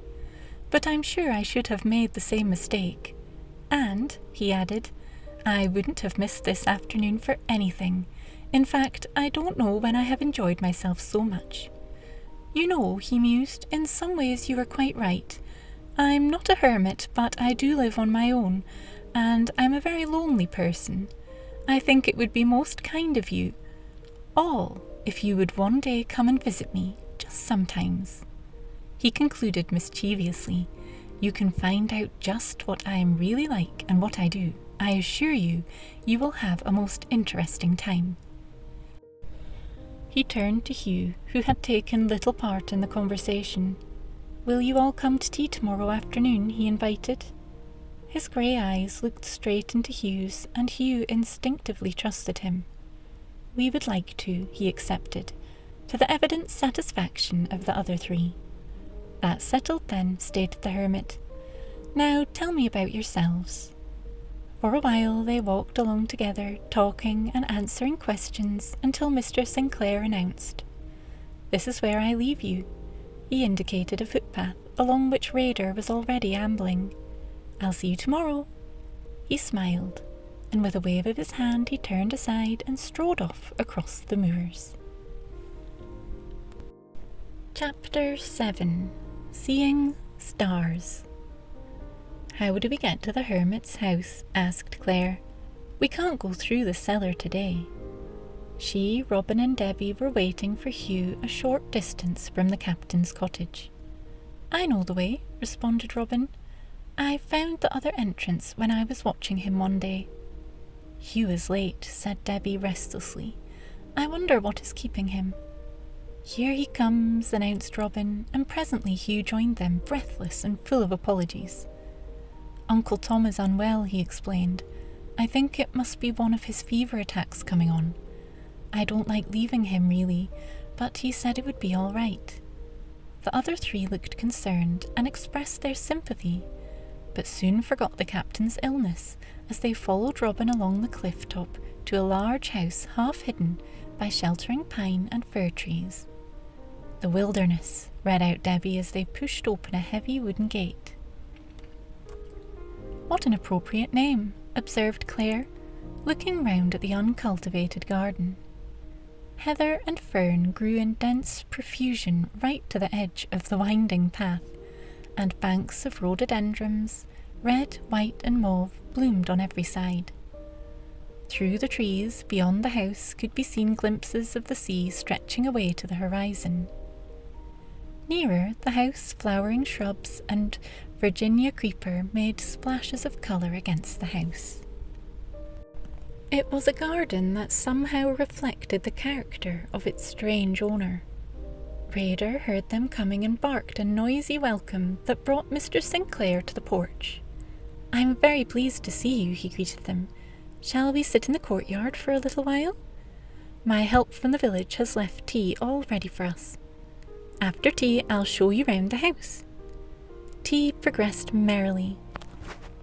Mr. Sinclair proved himself an excellent host, while Raider made himself agreeable to everyone. During the meal, Hugh's glance kept straying to a part of the building that seemed strangely out of keeping with the rest. It was obviously a later addition, with spacious, shuttered windows and a peculiar domed roof. You are wondering what it is? Asked Mr. Sinclair, noticing Hugh's interest. Hugh admitted that he was curious. Very well. Now that we have all finished tea, I will show you. And raising from his chair, he led them to the small doorway. Taking a key from his pocket, he unlocked the door and ushered them into a vast, light-filled room. Wonderful views of the bay and the moors could be seen from its long windows, but it was the tremendous telescope in the centre of the floor that riveted their attention.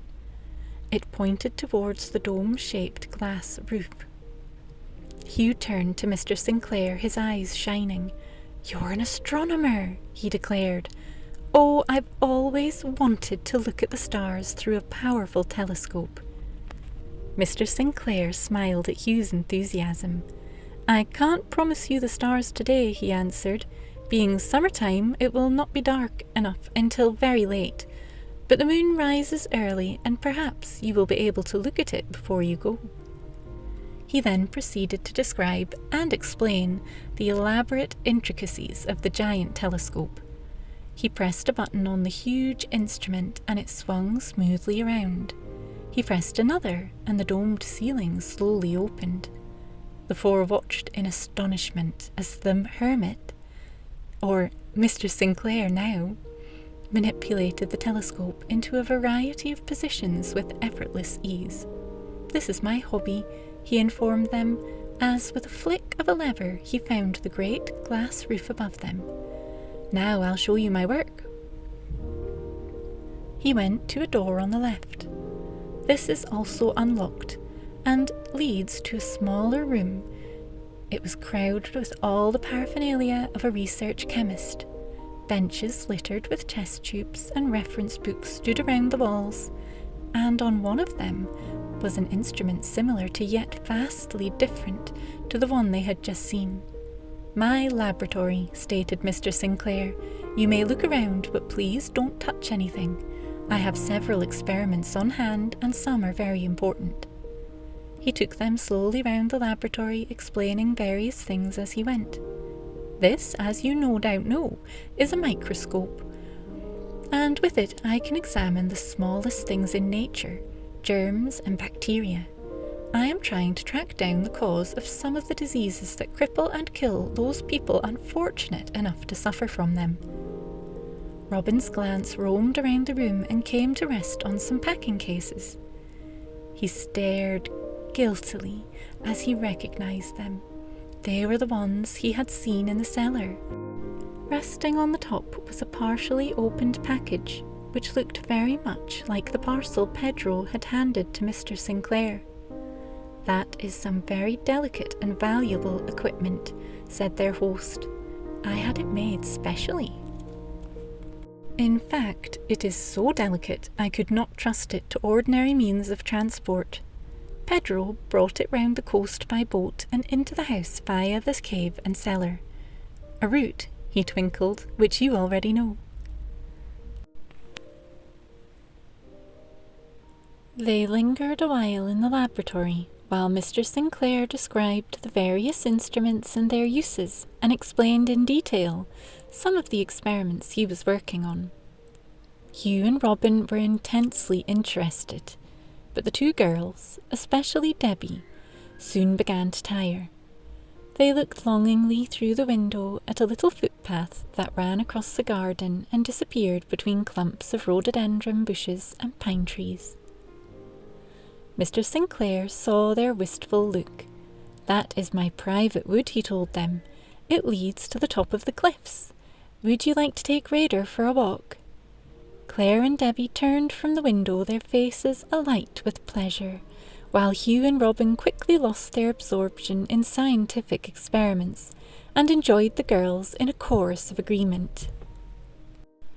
Mr. Sinclair carefully locked the doors behind him, then followed the children into the courtyard, where Raider was patiently waiting. "Walks, Raider," called his master. "Fetch your ball." And the great dog bounded off to return a few moments later with an old rubber ball held firmly between his jaws. He kept close to the hermit's heels as they walked through the silent pine wood, but when they reached the open space beyond, he dropped his ball at Debbie's feet and barked expectantly. Obligingly, Debbie picked up the ball and threw it, and from then on the tireless dog gave her no peace. It was lovely on the top of the cliffs in the cool of the evening, and they could have walked for miles across the open, unspoiled grassland. But after a time, Mr. Sinclair looked at his watch and decided it was time to return. "The moon will soon be rising," he stated, and they had not gone far when the moon began to emerge above the dark pines that surrounded Mr. Sinclair's house. "May we look at it through the telescope?" begged Debbie, voicing the ardent wish to them all. "You may," promised the hermit, and laughed as they all began to quicken their pace. By the time they reached the house, the moon had risen clear of the trees and was slowly mounting the sky. The children crowded round Mr. Sinclair as he unlocked the door of the observatory. Carefully adjusting the telescope, he peered through it, then stepped aside and invited Hugh to take his place. Hugh gasped at the spectacle before him. The moon, like a huge ball, hung suspended in space and seemed so near that he had the uncanny feeling that if he put out his hand he would be able to touch it. Mountain peaks, deep crevasses and wide plains showed up distinctly, and all over lay an atmosphere of utter silence and brooding. It seemed like a giant mystery. Fascinated, he stood with his eyes glued to the telescope, taking in every detail. But the others were impatient for their turn, and reluctantly he relinquished his place to Robin. Robin was so absorbed he had to be asked 3 times to give way to Claire, and finally Debbie. "How far away did you say the moon is?" Robin asked. 238,000 miles was the answer. "And there are planets and stars further off than that. It is too early to see the stars this evening, but one evening you must ask your parents' permission to stay late, and then you will truly see some wonders of the universe." "How big is the sky?" asked Debbie. "That is something we don't know, Debbie," smiled the hermit. "We have discovered a tremendous amount about it, but there is still much, much more to discover. We feel we have only just touched the fringe of things, and what we don't know is far greater than the little that we do know. It's rather like paddling at the edge of the sea with the whole ocean rolling out ahead of you. It stretches on and on into infinity." "It sounds tremendously exciting and thrilling," said Robin, awe and respect in his voice. "It is exciting and thrilling, Robin. The search for truth is always that." "It sounds rather overwhelming," confessed Claire. "It's almost more than I can understand." Shortly afterwards the children took their leave of Mr. Sinclair, and promising to come again soon, they began their homeward journey. It was getting late, and Claire wanted to hurry home, but Robin was in a thoughtful mood and would not be hurried. He looked up at the moon sailing serenely above them, and at the few stars that twinkled in the fading daylight. "I'll never think of the moon as just an old moon, or the stars as just stars anymore," he said with feeling. "What do you mean?" asked Claire. "Well, somehow, after this evening, things seem different. I don't know how to explain it, but ordinarily, things that I've never thought very much about before, just sort of taken them for granted because they've always been there. Well, they're different, much more important and much more exciting." "I know how you feel, Robin," Hugh said quietly. Robin turned to him. "You know," he continued, "I used to laugh at the idea of the moon being in the sky, a giant big rock just floating there. But now that I've seen it through the telescope, I believe it. I truly believe it." "Come along," called Claire's voice ahead of them. "Do hurry. If we are too late, Mother won't let us come again." Hugh and Robin hastened their steps and soon caught up with Claire and Debbie. "I hope you find your uncle better," said Claire, sympathetically, as they parted from Hugh a little while later. "Tell him we will come and see him tomorrow." "I will," replied Hugh quietly. "That will cheer him up, I know. He says he doesn't see you half as often as he would like to." As Robin and his sisters hurried towards their own home, Claire observed quietly, "We really have neglected the captain lately. I feel quite guilty." "I hope he's not too poorly," remarked Debbie anxiously. "Don't you, Robin?" "I can't imagine the captain ill," answered Robin, but his voice sounded preoccupied, as if his thoughts were far away. "You were thoughtful tonight, Robin," Claire teased her brother. "Are you still up among the moon and stars?" The next morning, to Robin and the girls' dismay, when they visited the cottage they found the captain very unwell indeed, and poor Hugh looked very worn and tired as he tried to cope with all the many household chores. "I've sent for the doctor," he informed them. "He is coming as soon as he can." "Is there anything we can do to help?" asked Claire, noticing Hugh's worried frown as he searched the dresser shelves for something. "Uncle Tom wants some junket," replied Hugh ruefully, "but I haven't the faintest idea where to find the things or how to set about making it." "I'll do it," offered Claire. "The milk and rennet are kept in the larder, and the small saucepan is in the kitchen cupboard." And with an air of competence she disappeared into the kitchen. "Polly wants a cup of tea," croaked a melancholy voice from the corner of the living room.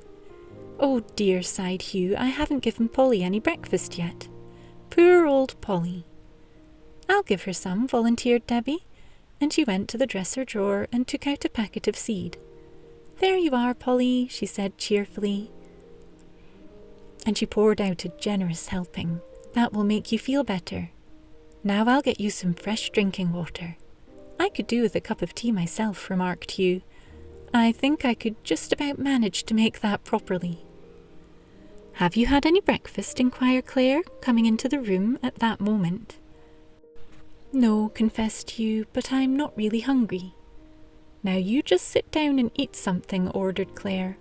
"I'll boil you an egg and cut some bread and butter while you are drinking that cup of tea." She bustled back into the kitchen and soon returned with a freshly boiled egg and a plate of daintily cut bread and butter. Hugh had scarcely finished his meal and was about to help Debbie clear the table and wash up when a car drew up outside, and Dr. Marchant hurried up the path and into the cottage. Hugh accompanied the doctor up the narrow staircase to the doctor's room, and it seemed ages to Robin and his sister before the two came back down again. "Bed for at least a week," said Dr. Marchant briskly, "and on no account must he get up, or there will be complications. Get this prescription made up and see that he takes the medicine regularly. I'll be in again tomorrow to see how he is." And with that, he was gone. "I'll take the prescription to the chemist," said Hugh, "and wait until the medicine is ready. Is there anything you want from the shops in the village while I'm there?" he asked Claire. "Yes, something for your dinner," replied Claire, "and some fruit for Uncle Tom." She glanced along the larder shelves and made a quick list of the things she needed. "I'll come too," offered Robin. "You'll need some help to carry the things back." Equipped with a large shopping basket, Hugh and Robin set off for the village, while Claire and Debbie finished the washing up and tidied and dusted the cottage throughout. Then, while Debbie went to pick some peas that were growing in profusion in the kitchen garden, Claire made an egg custard and baked a large jam tart. Next, she opened the package of food which their mother had put up for their out-of-doors lunch, and taking out sausage rolls and meat pies, she popped them into the oven to warm. While Debbie was busily shelling the peas, Claire scraped some potatoes, and by the time the boys returned, an appetizing lunch was nearly ready. "I don't know what I should have done without your help," said Hugh later that day. "I was so worried this morning when I found Uncle Tom so ill. But you have straightened things out and made everything easy for me. I'm very grateful." "I've enjoyed doing it," said Claire, and much to her surprise she found she really meant it. "It gives you a nice feeling to think you've helped someone who really needs you." "A sort of satisfied feeling," added Robin. "We'll keep house for you every day until Tom is better," promised Debbie. Chapter 7. Claire changes her mind.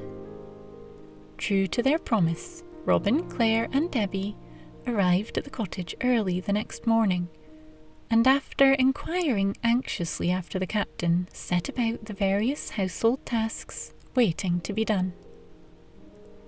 Uncle Tom is worrying about his garden, Hugh told Robin as they chopped wood for the kitchen stove. He says the potatoes need digging, and that the cabbages and things he transplanted last week will die unless they are kept well watered. Then there's the soft fruit and beans and peas to be picked and taken to market. I'd no idea there was so much to do. We'll help you, replied Robin cheerfully. You and I can do the heavy digging and watering, and the girls will pick the fruit and vegetables. You've got a whole army of willing workers. Hugh smiled appreciatively. I certainly have, he agreed. So the next day or two passed quickly, with not a moment to spare. They did everything that they had been asked to do in the garden and in the house, taking good care of the captain. Inside, Claire picked up a tray of gleaming silverware and carried it into the living room. There she arrayed it on the oak dresser, then stood back to survey her handiwork with a glow of achievement. Anything to eat? Asked Robin's voice from the door. He stamped the earth off his shoes. We're starving. Dinner will be ready in 5 minutes, announced Claire. That looks stunning, exclaimed Robin, his eyes alight at the sparkling silver. You know, Claire, you're amazing. You're an absolute champion. You cook superb meals and keep the cottage looking wonderful. I didn't know you could do it. Neither did I, replied Claire demurely. I'm learning quite a lot of things about myself. And sometimes I think they are not always very flattering. I think I need to try harder and be better. What do you mean? Asked Robin. Maybe I'll tell you one day, answered Claire evasively. Later that morning, when the doctor called, he was so pleased with the captain's progress, he gave permission for him to get up for an hour or two each day. He was rather pale, but cheerful. He made his way down the stairs and into the living room that afternoon. Hugh and Debbie had gone to the garden fete to watch Robin take part in the sports, and Claire, left on her own, was sitting in a desk chair in the porch quietly sewing. The captain looked approvingly around at the shining pots and pans and the gleaming furniture and floor that had been so energetically polished by Claire and Debbie. Then he walked slowly to the window and noted with satisfaction the well-trimmed lawn and carefully weeded flower beds. Claire turned at the movement behind her and smiled a welcome. It's nice to see you again, Uncle Tom, she said with sincerity. We've all missed you. Have you, my dear? The captain lowered himself into the chair beside Claire and gave a sigh of content as he relaxed and looked out over the garden to the fields and hills turning golden with the approaching harvest. I see you've all been very busy, while I've been abed.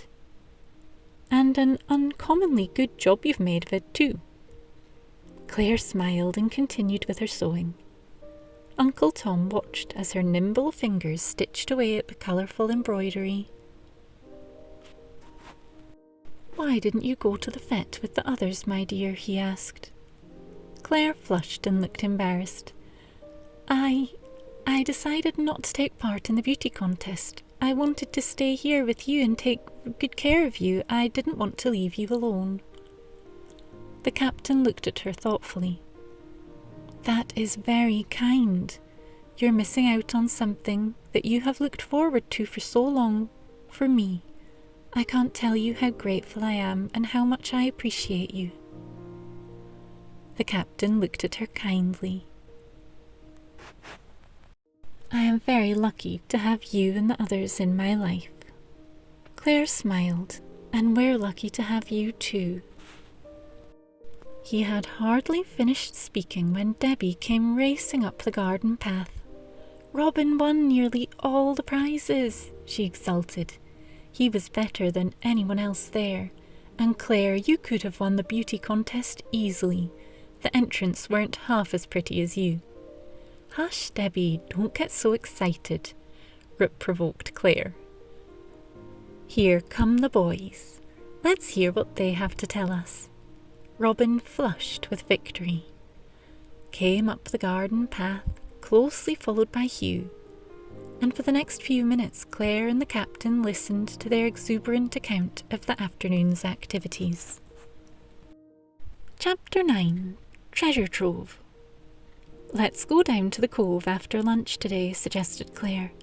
"Uncle Tom is much better, and I'm sure he won't mind being left for a little while."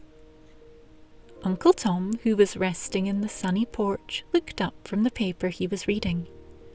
"You run along and enjoy yourselves," he called out cheerily. "I'm sure you've all earned a holiday." So directly lunch was over and everything left tidily in order, Hugh, Robin and the two girls set off for the beach at Smuggler's Cove. "What a lot has happened since we last came this way," observed Robin thoughtfully. "It's less than a fortnight, and yet it seems almost a lifetime ago." Claire looked around her and took a deep breath.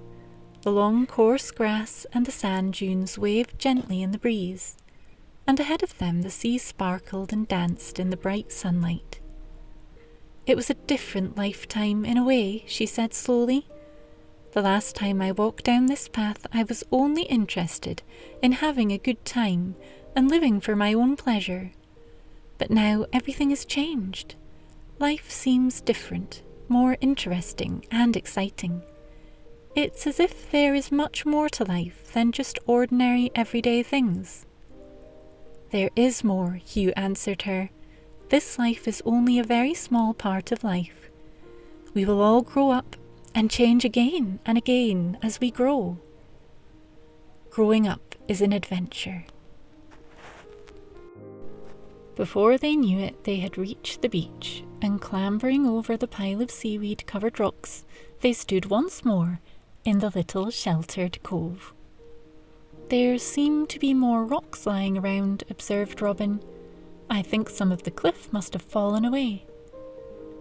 Soon they were splashing happily in the cool water, and the carefree hours passed quickly. "We mustn't stay too long," warned Robin, an experienced eye on the incoming tide, "or we shall be cut off." "Just a little longer," pleaded Debbie. She was sitting like a mermaid on a rock and watching the tide as it swirled gently around her. At first Robin looked doubtful. Then he gave in to her pleading. "Just a quarter of an hour," he agreed. But a quarter of an hour passes quickly when you are enjoying yourselves on a sunny beach, and before they realized, the sea came creeping over the rocks, and what had once been a broad expanse of pebbles and sand was now a narrow strip. "We must go," decided Robin, looking a little uneasy. "We can just make it if we pack up immediately." Ignoring Debbie's protests, the others started to collect their various belongings. Then, joined by Debbie, they made their way towards the pile of rocks already half covered by the sea. They were almost there when a loud rumble made them stop in alarm. "Down!" shouted Robin. "Lie down, all of you! The cliff is falling!" As they obeyed Robin's urgent command and fell flat on their faces, they felt the earth tremble beneath them. With a mighty roar, part of the cliff ahead of them fell into the sea, and for a few moments the air was filled with dust and sand and flying stones. When the noise had died down, Robin cautiously raised his head, then gasped with dismay at what he saw. Their way back to the main beach was completely blocked. Even the entrance to the hermit's cave had disappeared. "What are we going to do, Robin?" cried Claire. "We're trapped." "First of all, we'll get back to the other side of the cove, as far away from this part of the cliff as we can, in case there is another fall," Robin replied. "Then we'll try to think of a way to get out of here." Hurriedly the four scrambled back over the now rapidly diminishing beach. "The sea's coming in awfully quickly," said Debbie apprehensively. Does it cover the beach completely, Robin?" "I'm afraid it does," replied Robin tersely. He scanned the face of the cliff to see if there was a ledge of any kind that would afford them temporary safety out of reach of the sea. But apart from the occasional foothold, the cliff rose gaunt and almost sheer. An occasional foothold. Robin looked again at the cliff that ran a vertical eye to the top, noting the stout creepers and clumps of vegetation that grew here and there. "I'm going up," he announced decisively. "Robin, you can't," gasped Claire. "You'd never make it. You might fall and hurt yourself." "I'll be all right," answered Robin coolly. "I'm in pretty good trim, with training for the sports, and I've a head for heights. It's our only chance anyway. As soon as I get to the top, I'll cut along to the hermit's house and phone through to Barton Quay for a boat to come and pick you up. I promise." Suiting the action to the word, he grasped at some creeper hanging above his head and slowly swung himself up, foot by foot, carefully testing each fresh handhold before trusting it with his weight. He edged himself upwards. From the beach below, the other three watched him fearfully, their anxiety about the incoming tide forgotten in their concern for Robin's safety. Loose stones, disturbed by Robin's progress, rattled down, and gulls, alarmed by the unexpected intrusion into their sanctuary, wheeled angrily around him. "Robin, do be careful," breathed Claire, as a fresh fall of stones hurtled down. "Oh, Hugh, I can't bear to look." Hugh, his face white and set, was watching. "He'll be all right, Claire," he said with an assurance he was far from feeling. "I think the worst part is over. It looks a little less difficult higher up." "He's stopped to look at something," exclaimed Debbie. "I wonder what it is. Listen, he's calling down to us." But the wash of the sea breaking on the rocks and the shrill cries of the gulls drowned Robin's voice, and whatever it was he was trying to tell them went unheard. From then on, his progress seemed easier and quicker, and after several minutes he reached the top and pulled himself up. The watchers below saw him turn to wave, then he ran off in the direction of the hermit's house. "Good old Robin," applauded Hugh. "Help won't be long in coming now." "I hope not," shivered Claire. The water was lapping around her feet, and they retreated hastily to the base of the cliff. "How long do you think it will take a boat to get us?" "Maybe about 20 minutes," answered Hugh. "We will probably have wet feet by then," he added cheerfully, "but nothing worse, thanks to Robin." Reassured by Hugh's bright confidence, Claire and Debbie lost some of their fears and were even able to laugh at their predicament.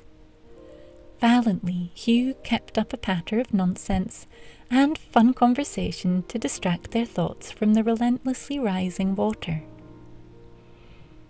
After what seemed ages, the sound of a motorboat engine came to them, and a few moments later, Pedro's green boat swept round the cliff and into the little cove.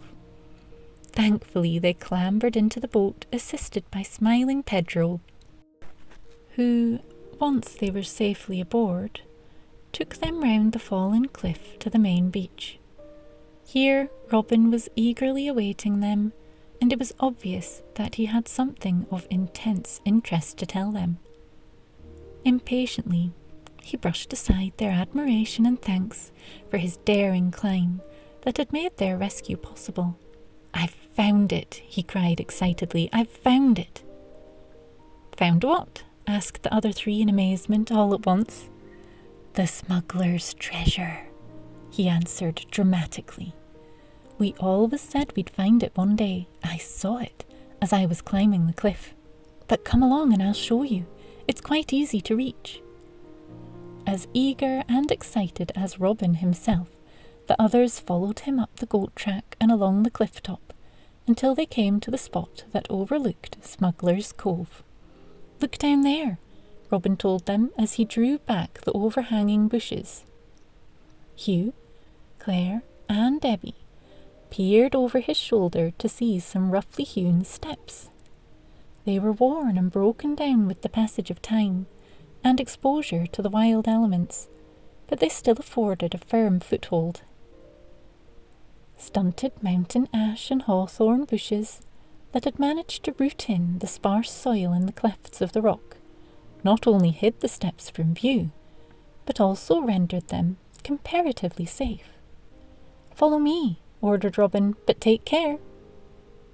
Holding Claire's arm to steady her, he led the way while Hugh assisted Debbie. The flight of steps took them about a quarter of the way down the cliff, then ended abruptly, when a fall of cliff, possibly of many years, blocked their way. Claire shuddered as she looked over the boulder at the foaming sea far below. "Don't look down," Robin warned her. "Do you think these steps once led right down to the beach, Robin?" asked Hugh. "Yes, I think it quite possible," Robin replied. "And at some time a fall of cliff obliterated them, leaving only this higher part. That's what I think." "Where is the smuggler's treasure, Robin?" interrupted Debbie, all impatience to see Robin's discovery. "There, it's over there," said Robin, and he pointed to a part of the cliff covered in creepers. Stepping forward, he lifted the long trailers of ivy to reveal a dark, gaping cave. Packages and crates and casks of varying shapes and sizes stood stacked in the eerie gloom, covered and festooned with the dust and cobwebs of years. "I wonder how long they've been there," pondered Hugh, as they gazed almost in unbelief at the hidden hoard. "I wonder what is in them," said the more practical Debbie. "It's been there for hundreds of years, I should say," answered Robin, "and some of the things will probably fall to pieces when they are touched. As for what is in the crates, I don't think we should look. It is really treasure trove, and we ought to inform the police. In any case, it's too risky to go in. We haven't a torch, and we don't know how unsafe the cave is. It looks horribly dark and dusty, and not half as romantic as I thought smuggler's treasure would be," said Claire, in distaste. Robin laughed.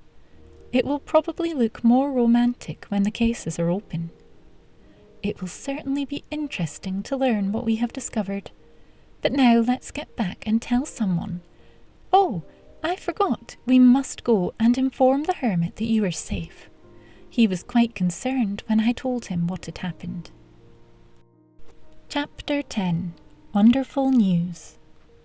"Mr. Sinclair wants us to go round to his place tomorrow night," announced Hugh a week or so after the exciting events of Smuggler's Cove. "He called yesterday to say there is an especially bright constellation of stars he wants us to see through the telescope." "Do you think your parents will let you stay late?" "I hope so," exclaimed Robin fervently. "I'm longing to look through that telescope again." "I'm sure they will," Claire stated confidently. "We'll ask them as soon as we get home." "What are we going to do today?" inquired Debbie. "I thought it would be nice to go to the Old Lee farm again," suggested Hugh. "Mr. Fairburn wants some helpers to pick fruit and tomatoes." So to Old Lee farm they went, and were quickly caught up in the busy whirl of activity. With orchards of fruit and greenhouses of tomatoes and acres of straight, gently waving corn to be gathered in, not to mention all the animals and poultry that needed feeding, Farmer Fairburn and his wife had weeks of work ahead of them, and welcomed all the help they could get. The next day seemed to Robin to drag interminably. He was ready long before his sisters and waited impatiently while Claire and Debbie dressed for their visit to the wilderness. But at last they were off, and after meeting Hugh at an arranged spot, they made their way towards Mr. Sinclair's home. Mr. Sinclair and Raider were in the grounds and came to meet them as they arrived. Raider gave them a boisterous welcome, and Mr. Sinclair's was no less sincere, if a little more restrained.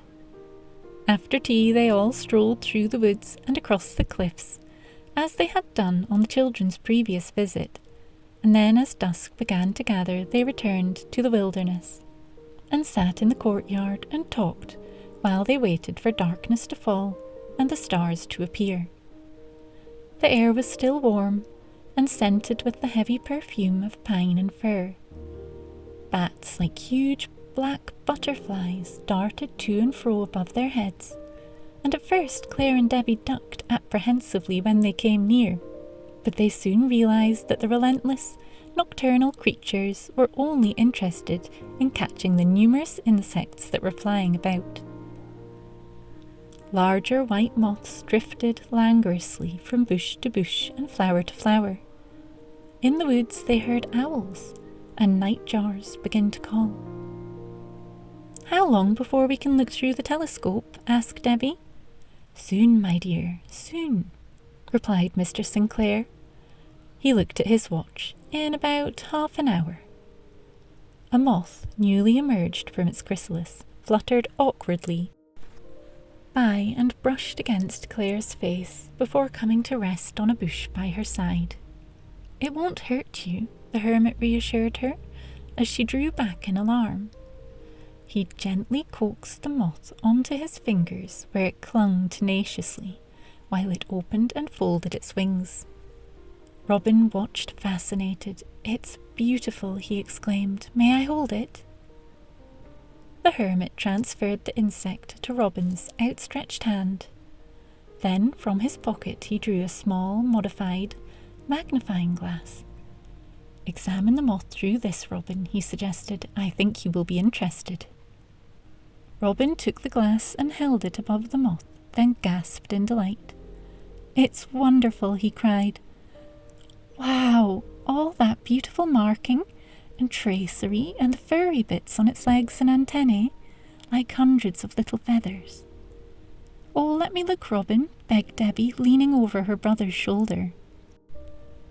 And she peered through the magnifying glass at the moth as it continued to try its wings with slow, rhythmic movements.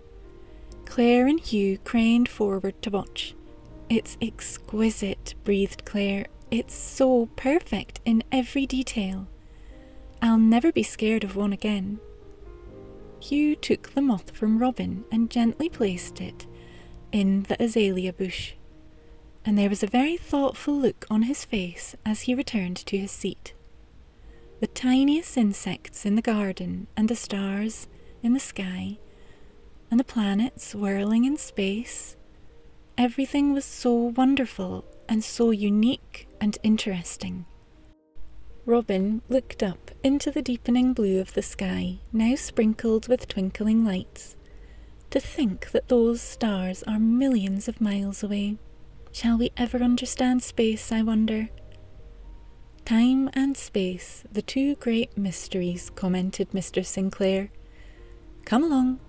Let's go into the observatory and see if we can find out a little more about both." He led the way into the glass-domed room and manipulated the levers until a giant telescope pointed through the open roof to the sky. He looked through it himself for a few minutes, then stepped aside for Hugh to take his place. Through the powerful lens, the familiar night sky became transformed into a world of mystical beauty. "Do you see that glow to the left?" inquired Mr. Sinclair. "Each constellation of stars has its own aura light, as you will have noticed. I feel sure that that light is from a constellation of stars we have not yet discovered. It is every astronomer's dream to discover a new star." Robin, Claire and Debbie, in turn, took their places at the telescope and became oblivious to their surroundings as they gazed into the immense infinity of space. It was only with the greatest reluctance that each of them vacated their place to wait impatiently. When Debbie was at last persuaded to leave the telescope, she was round-eyed with wonder. It was like going right to the gates of heaven. she exclaimed ecstatically. "I wish I could have gone a little further." Mr. Sinclair smiled down at her, looking into space. "Is a very heartwarming and awe-inspiring thing, don't you think?" After a short while later, it was time to leave. "Now I fear you must be going home," said Mr. Sinclair. "It is getting very late, and your parents and uncle will begin to wonder." He ushered them through the door and locked it securely behind him. "Wait while I call Raider, and we will accompany you most of the way home." Raider came bounding to his master's call, delighted. He was so excited at the prospect of yet another walk. As they all walked together along the dark and silent lanes, Mr. Sinclair talked to the children of his work as a scientist, and his hobbies of astronomy and natural history. And so engrossed were they that when they passed the spot where only a few months earlier Robin and his sisters had hidden in fear from the strange eccentric figure known to them as the Hermit, not one of them noticed it. When the four met the following day, they were feeling the effects of their late night, and decided to spend a long lazy afternoon in Captain Faulkner's garden. Claire was working on the embroidery that had been put on one side and almost forgotten. Robin was reading an astronomy book he had borrowed from Mr. Sinclair, while Hugh was fixing together a hutch for some rabbits. Debbie was just idle. She leaned back in her desk chair, swinging her legs to and fro. In her lap the two rabbits laid placidly sleeping, and she stroked their soft fur and long silky ears. She turned her head as the cottage door creaked open and Uncle Tom came down the path towards them. "You are all looking very busy," he remarked. "Except Debbie," he amended with a twinkle. "I'm thinking," stated Debbie. "That's very important." "Of course," agreed the captain solemnly. He looked across at Robin, so deep in his book he had not heard the captain's approach. "Getting ready for school next week, Robin?" he called. Robin looked up with a start. No, this is a book belonging to Mr. Sinclair." He closed the book carefully, making the place. "Is it really school next week? I had no idea the time had gone so fast." "What were you thinking about, Debbie?" asked Captain Faulkner, as he pulled up a garden chair and sat in it. "Lots of things," said Debbie. Everybody looked at her and smiled. "We've all learned so much over the summer holidays and done so many things. It's been wonderful." She broke off her words as they heard a roar of an approaching motorcycle. "It's stopping here," said Debbie, sitting up. "We don't know anyone with a motorcycle, do we?" "It's the telegraph boy," exclaimed Captain Faulkner, rising from his chair. "Whatever can it be?" And with a worried look on his face he hurried towards the boy. Hugh and Robin, Claire and Debbie watched as the captain took the telegram from the boy's outstretched hand. He glanced at the envelope. Then, without opening it, he returned to where they were all silently waiting. "It's for you, Hugh," he said quietly. "A cable from Africa." Hugh jumped up in surprise. "For me?" And taking the cable from his uncle, he tore open the envelope. For a long moment he gazed at the message before him, scarcely able to take it in. "What is it, Hugh?" questioned Claire urgently. "Are you all right, my boy?" anxiously asked his uncle. Hugh looked up, his face white, but his eyes shining with happiness. "Oh, it's wonderful news," he cried. "My parents are safe. They've been found." The others crowded around him, their faces reflecting his own great happiness. "What happened to you? Does the cable give any details?" asked Robin, when the excitement had died down a little. "There is a letter on the way," answered Hugh, still almost dazed by the tremendous news that his parents were okay, and hardly daring to believe that it was really true. The letter arrived a few days later, and in it Hugh's parents gave a detailed account of their amazing adventures.